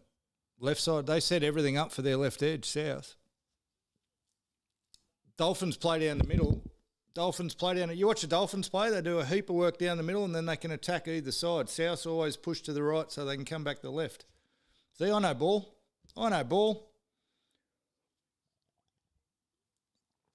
Yeah, see, Whiten's, I don't think, is Whiten that big a threat anymore? Whiten's not that big a threat.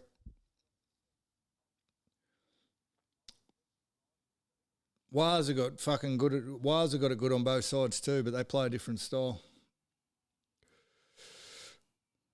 So Tigers in 10th, the Dolphins are up into 3rd. Top 4 for the Dolphins. How good was Max Plath in the Origin? I do like a lot of the Dolphins players. The reason I was off them at the start of the year is they can't defend, but it appears in this comp this year, last year you still needed a defender. Win the comp this year, you don't really need to defend. You just fucking, every game's 50-40, so just score more than the opposition. The Dolphins can do that.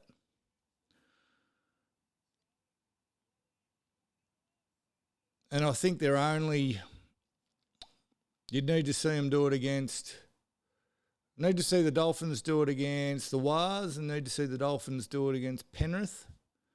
I would have thrown Manly into that category, but I'm not going to do that after last night. We'll talk about Fosboo in a second. Yeah, no, like the Dolphins. Tigers need to get more out of Luai until Dewey comes back. Who would have thought? At the start of the year, I'm going, the Tigers are in trouble because their only halfback isn't a halfback, Adam Dewey. They're fucked without him because Luai won't step up. The leader won't lead, except against the Titans. Everyone shut the fuck up or scored a try against the Titans, cuz. Hey, fuck off. Critter a leader, bruh. We're going to punch on behind K-Block. I'm going to lead you behind K-Block, Chris Brown. We're going to fucking punch on if you keep trolling me. He's into me.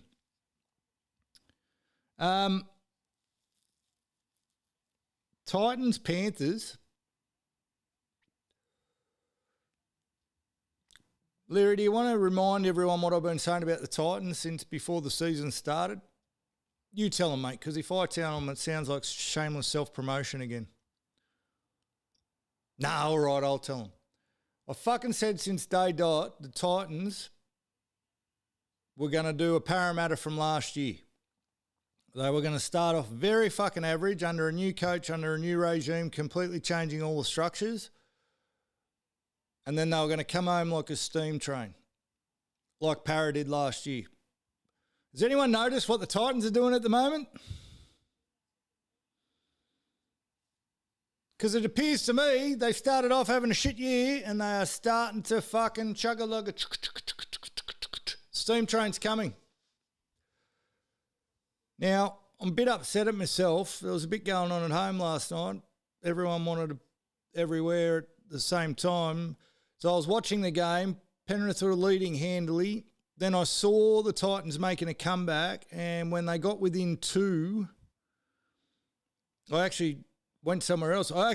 That's when I put my phone down and didn't book golf. It all happened at the same time. So I didn't actually know that the fucking Titans had won, which is great for a guy who hosts a podcast that talks a lot about rugby league. Put my phone down, didn't book golf or see the Titans win. So I still don't know how they won. Someone kicked a field goal, obviously. But they're tough. And what happens is what Jason Rolls did with Parra last year is he come in, he cleaned all the shit bags out. You look at the timeline. Comes in, cleans all the shit bags out, the overpaid gooses, gets rid of Gutho. Guarantee has spent all off-season installing a defensive system and hoping that he's halfback and his fullback and that can have enough flair to help him in attack, but not really worried about that. So straight away from the start of the year, they're much better in defence, weren't they? Much better in defence. They just couldn't score any points. So he fucks off Fafita. He fucks off Afi Khan Pereira. Anyone else who was a bit of a prima donna, they're gone. Jason Rolls did it at Parramatta. Works on their defensive structures. They don't leak as many points. They're much harder to score against. Jason Rolls at Parramatta. And then around this time last year, halfway point of the season, all of a sudden their attack starts to click on the back of their defence. They start scoring points. And you can say, oh, well, the fucking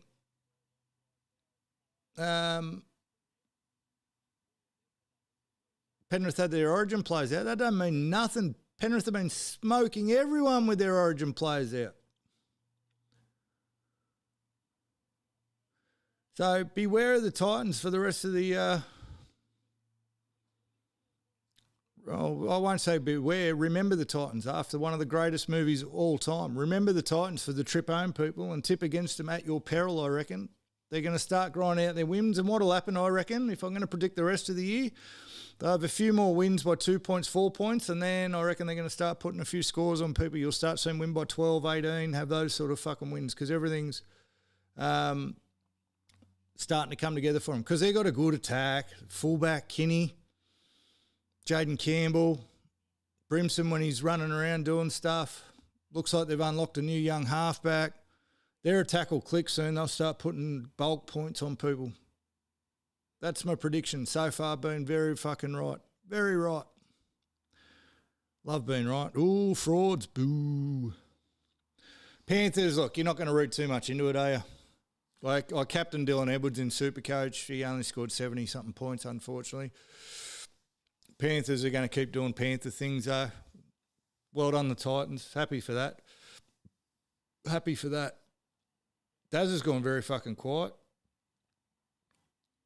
Shouldn't poke the bear. No, I don't want to do the next game. Do we have to do the next game? Oh, my God. How did we lose to the fucking Bulldogs? Bulldogs 13, Fosball 12. Oh, what an average game of football. I had a newsreader on the radio this morning say that it was grand final-esque, the game between fucking the Dogs and Manly last night. They went at it in one of the greatest games of the year. It was a horrible game of football. Horrible game of football. And hello, Daz.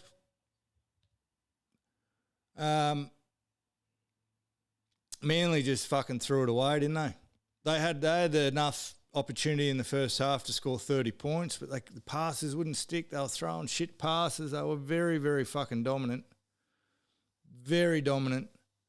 But didn't pay off. And then because they couldn't put them away and the Dogs plotted, right? The Dogs plotted and plotted and plotted, but Manly kept shooting themselves in the foot. Then it got close and then it became a fucking shootout at the end. And I can tell you this, if you want a shootout at the end, I can tell you who you don't want shooting for you. Jamal Fogarty is whatever the opposite of clutch is. The opposite of clutch is Jamal Fogarty. He was the same at the Raiders. He's now shown the same thing last night and in a couple of games for Manly. He cannot ice anything. He hates pressure moments in games. Hates them. Hates them. He won't kick a goal, penalty goal conversion, if it's the results on the line, won't do it. Raiders have had a couple of those. Jared Croker was fucking shocking under the pump goal kicking too. Had like an 89% conversion rate, but in match-winning moments it was like 10%. Look it up. Jamal Fogarty the same, missed absolute sitter field goal. Couldn't get the team organised, couldn't point them in the right direction, couldn't get them to the parts of the field they needed to be in Golden Point. Absolute dog's breakfast. When he needed to step up and be the actual fucking general, he was looking for anyone else to be able to do it. Anyone else to be able to do it. And that's the problem Manly have with Jamal Fogarty. He will manage them and we will win more games than not. The problem is going to come like semi-finals or whatever when it's down to the last 2 minutes and we need someone to be a fucking superstar. That is not him. And I'm very disappointed in Luke Brooks last night. There was a point, second last play of the game or last play of the game where Fogarty got tackled and the hooker was looking around for the next person to kick the field goal. Fucking Brooks was nowhere to be seen. And he's kicked, I think they said on TV last night, he's kicked 5 or 6 field goals in his career. That was a moment for him to go, right, the halfback's been tackled. I'm the fucking next best drop goal kicker in the team. Field goal kicker. I should probably get into first receiver. Fucking nowhere. Just sat out on his edge with his thumb up his ass. Hiding. I'm sitting there going, oh, surely the hooker's looking around. And I'm like, just throw it to fucking Brooks. Brooks out in the fucking wing almost. We butchered that. Absolutely butchered that. And we made Lockie Galvin look like a fucking superstar. The Dogs, Laurie Daly did up. They fucking put Burton in the centres and fucking Critter into like 5'8", who can't pass the ball. Critter and a lot of centres, no ball skills. Can't pass. Can't put a bloke through a gap. Can't straighten up in attack so they can pass the ball. Like Ruben Garrick's one of the worst. He's a foosballer.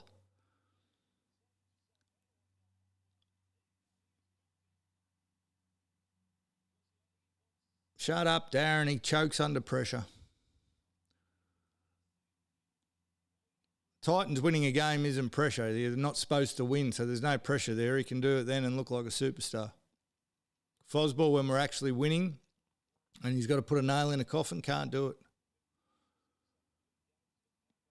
So the answer is Joey Walsh. And I thought, like, when do Manly lose when Turbo plays? Never. We just lacked any. That last 5 minutes was fucking, it was amateur hour. Foz would have been spewing.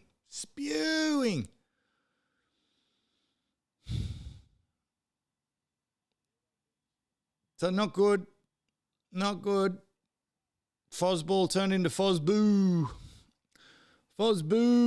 Yeah, no, Turbo didn't push himself. He was being very cautious, Turbo. He wanted to. There was a couple of times, especially in the first half. That's what I mean. In the first half, we had him shot down the left-hand side a couple of times.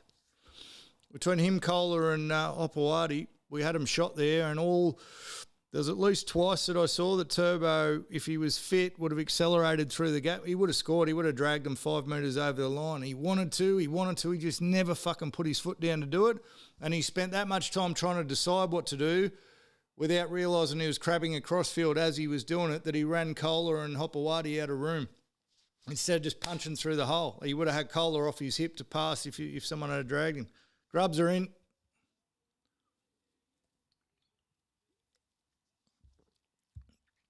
So Manly need to fix that shit. I was expecting Olakau'atu to come out and absolutely decapitate someone, but he was quiet. I think that what's happened with Origins really cruelled. It looked like it had really cruelled his confidence, eh? Anyone else see that?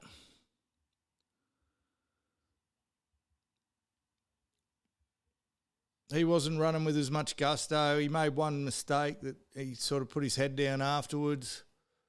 It was going to go one of two ways. He was either going to come out and say, fuck you, Loz, and absolutely brain him, which I'm sure Foz would have thought was going to happen. But I think he was in his shell a little bit last night. Didn't see anything from the Dogs. Manly were just fucking all over the place. All over the shop. Good news for Manly, though. They've re-signed Christian Failalo. Is that how I say it? Failalo. Got him for a couple more years. Here come the 50 from the Storm. Come on, you grubs.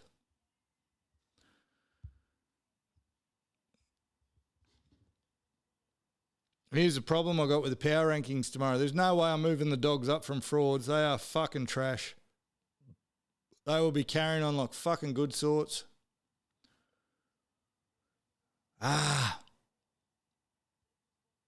They won a game despite Crichton. Like, their attack was horrible. How do you lose that game, boys? Come on.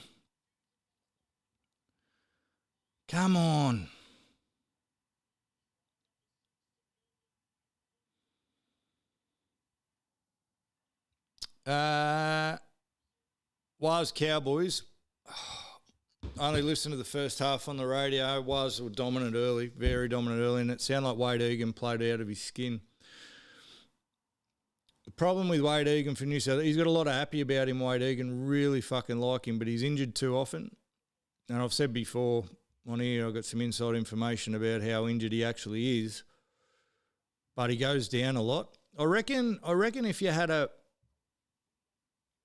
soccer off, and by that I mean how often people go down with injuries in the Dallin, Martinez of the Lesniak and Wade Egan be right up there with most times spent lying flat on their backs during games with either real injuries or potentially not real injuries. I reckon Wade Egan's are all fucking legit, and I reckon DWZ is the biggest hypochondriac we got in rugby league at the moment. Him and Dewey, although Dewey, and that was the problem. When Dewey did his fucking pack, I thought, he'll be up in 30 seconds because he's always hurt and never hurt.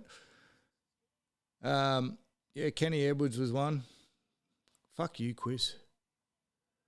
Big jerk fest for Critter. Quitter the Immortal. He's a bum.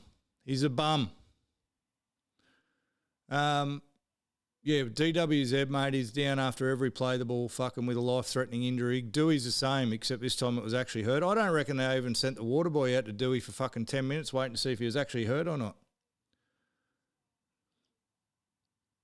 Wade Egan's down a lot during a game. We can't have that for New South Wales. We got Appy. We don't need him there. I'd love to see him get it, but we got Appy. They're the same player, almost. Got a lot of the same skills.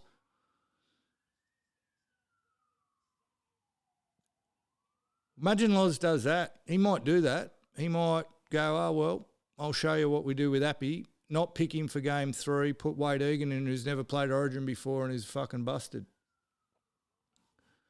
He's a Dragon supporter, didn't you know, Daz? Not paying attention. Dragons. Filthy, cheating, rotten Dragons.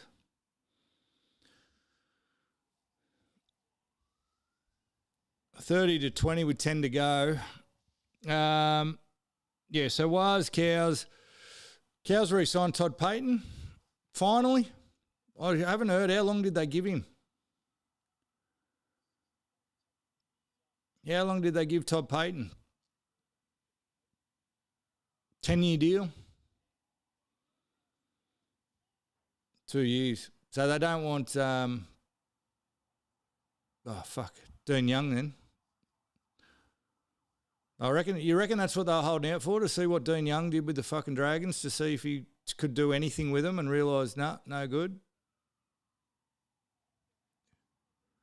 Illegal envelopes to avoid the cap. Well, that's two of you idiots who are saying the Dragons will make the 8 next year. I'll take a bet. Whatever fucking bet you want. Name it. Dragons in the 8. Gamble responsibly. Match to the Dragons. Oh, I like it. I like it, Stephen. That's what they need.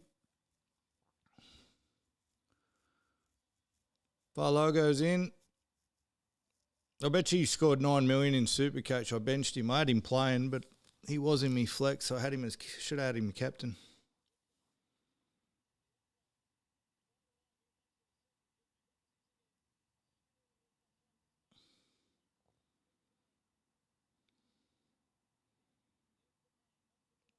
Try time. My multi is on track. O'Leary's work boots.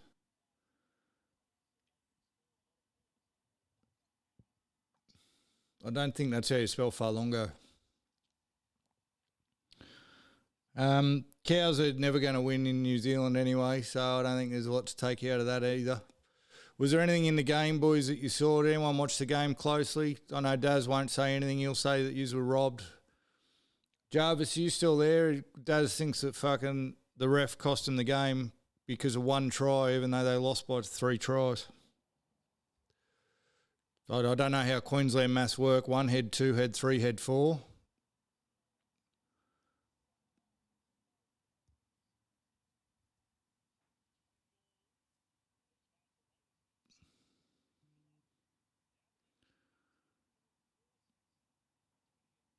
So that's the end of the milk, eh? Where did the milk finish the rest of the year? Nanai look good. So Daz's Nanai looked good.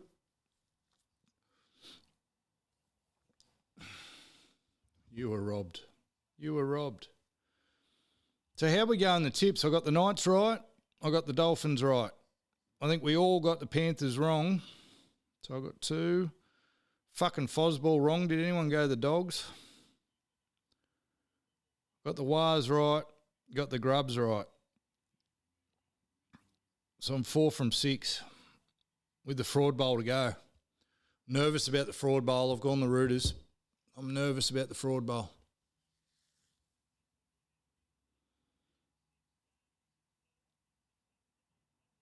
You weren't robbed, you idiot. You were down 18-0 fucking early. That's not robbed. It's funny how you were down 18-0 early and got beat by 18.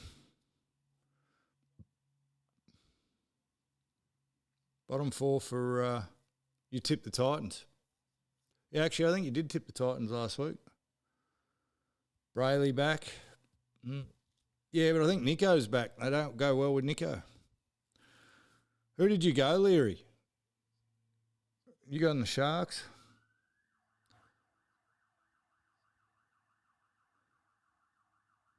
I've made an emotional pick again. It's very hard when you really dislike 2 teams, but I'm so desperate for the Sharks to remain frauds that I'm living in hope that the Roosters can fucking...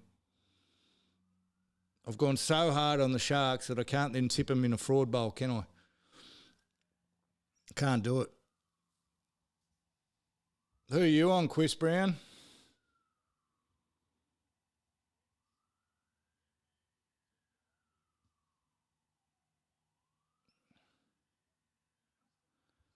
Oh, my God, there's some shit games of football next week.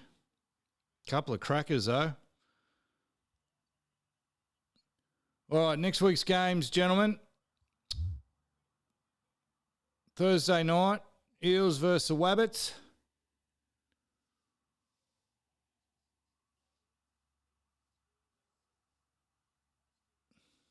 And he's gone the Woosters.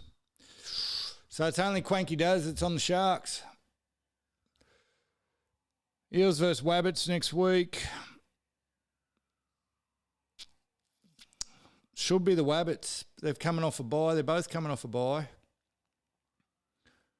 But it should be the Wabbits, but then they're fucking inconsistent too. Oh, I might pick the Eels. Is Latrell back? You could see the Rabbits going up, putting 40 on the Broncos and then losing to the Eels next week. Can everyone see that? I'm getting advice from Daz on who to tip. Well, I can't be fucking doing any worse. Thank you, Darren.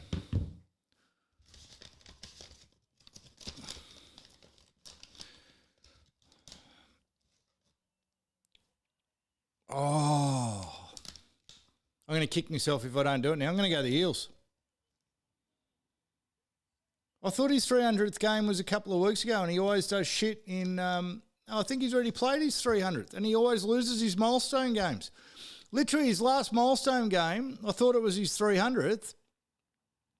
He came out in the pre-game. They interviewed him right before kickoff and he said, I usually lose my milestone games. Hopefully this one's different. It wasn't. They lost.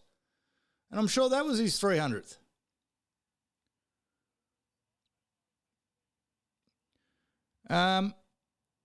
Here's one for you, gentlemen. I think I'm tipping the Eels. Something tells me. I've had a feeling. Oh, fuck. Game of the year. Game of the year. Everyone fucking book out 6 o'clock Friday night. Don't do anything else because the Titans are playing the Bulldogs.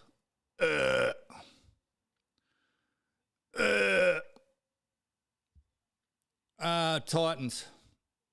Steam train to keep chugging. Oh... What a horrible game of football that's going to be. Titans by 20, I reckon.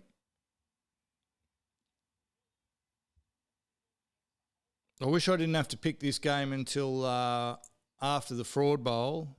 Anyone else going? We've got Titans. Who are you going, Daz?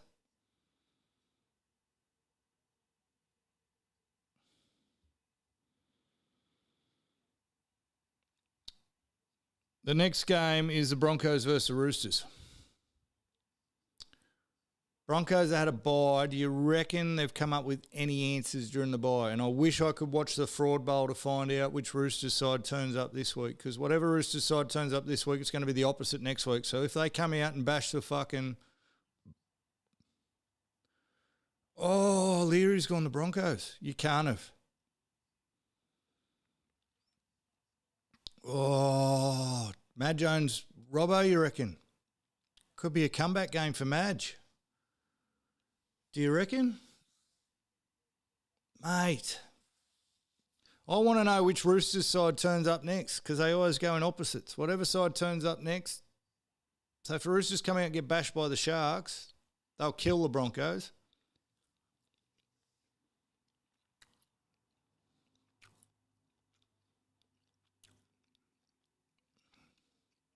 I'm going to Roosters for now. Reserve the right to change my tip. Working off limited information. Broncos at home. Yeah, because that worked well from last time, didn't it, Daz? Good logic. They got beat by 40 at home last week, so we'll go on because they're at home against the Roosters. Good logic. Like the way you're thinking. Good game. Dolphins-Wars. Dolphins-Wars next week in at Suncorp. Oh, fuck. Tough game.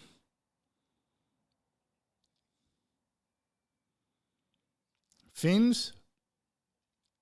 Oh, coin flip. I really want to say the Wars, but I think you've got to go the Finns. Don't think Jarvis is still here, so we're going to have to go Finns. Finns up. No one going the Wars. Cowboys, Panthers. Cowboys, Panthers, and I suggest you tip the Cowboys. Panthers. Fucking Panthers.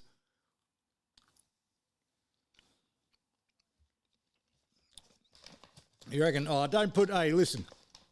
I know you've done it for every team, but don't put fucking two strong arms up for the Panthers. Leary, you hate the Panthers. Don't be a fucking bandwagon. Yeah, well, the Grubs got to 40, not the 50 that I thought, but I was right at 20 all.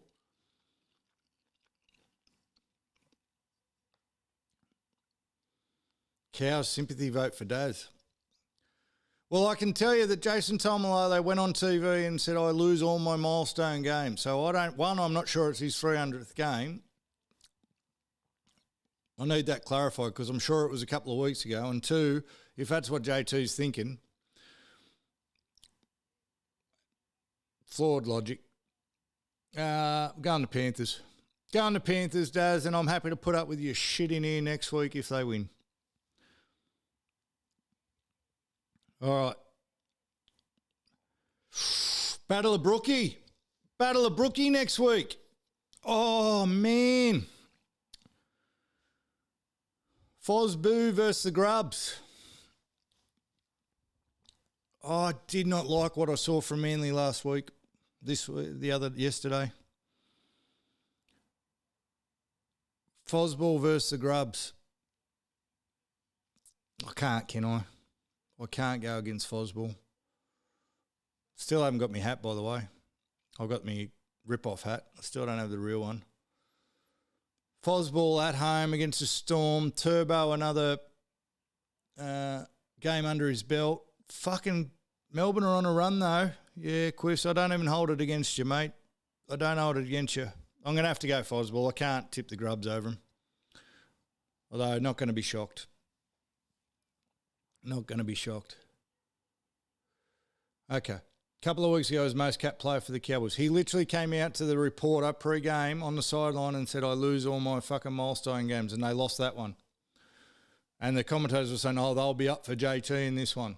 So everyone's going Fosball. Interesting. You are watching them put 42 on the Raiders here, yeah? The fact that you're all on Fosball scares the shit out of me. I'm scared. Oh, another match of the fucking round. My God. Milk Dwagons. I might go the Dwagons. This is a game the Dragons could win. It's in Canberra. So it's only 5 minutes down the road for the Wollongongians.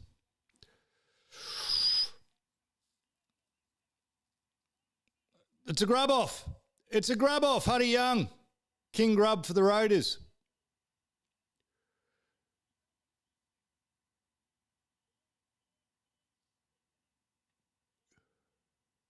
You still fucking lost, Aaron. My point was he loses his fucking milestone games. By 3 points is a loss.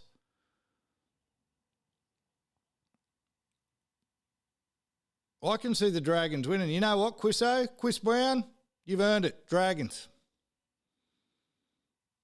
Dragons to beat the Milk. The Milk are lost. They don't know what they're doing.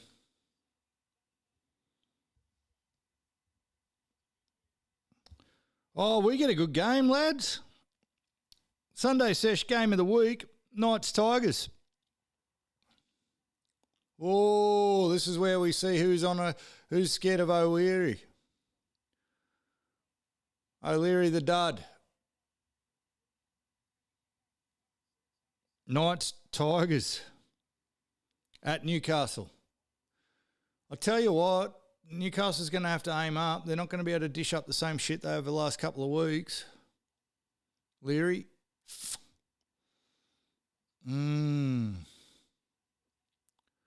Chris Brown's playing opposites game.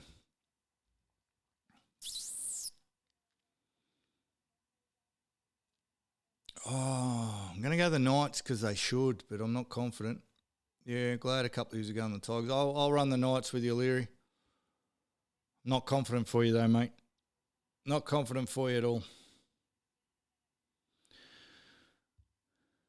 So recapping next week, I'm going the Eels over the Wabbits. Titans over the Dogs.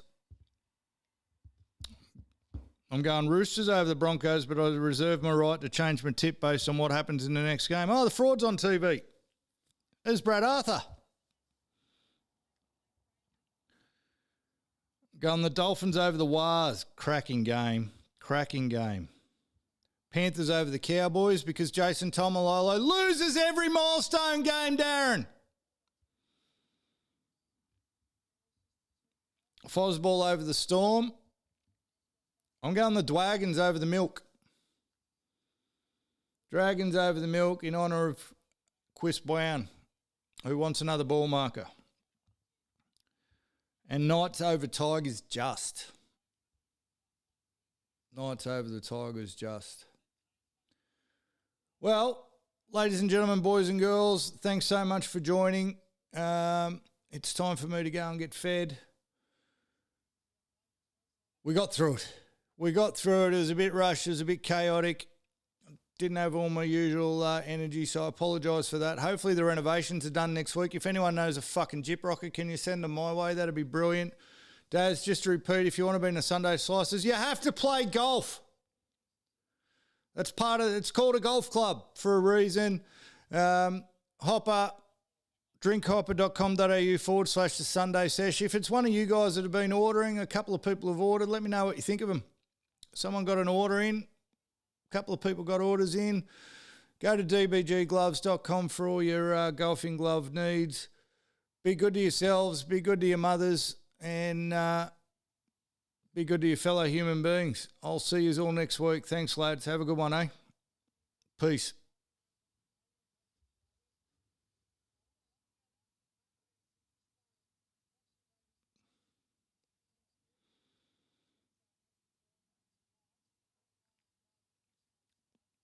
Catch you later, lads.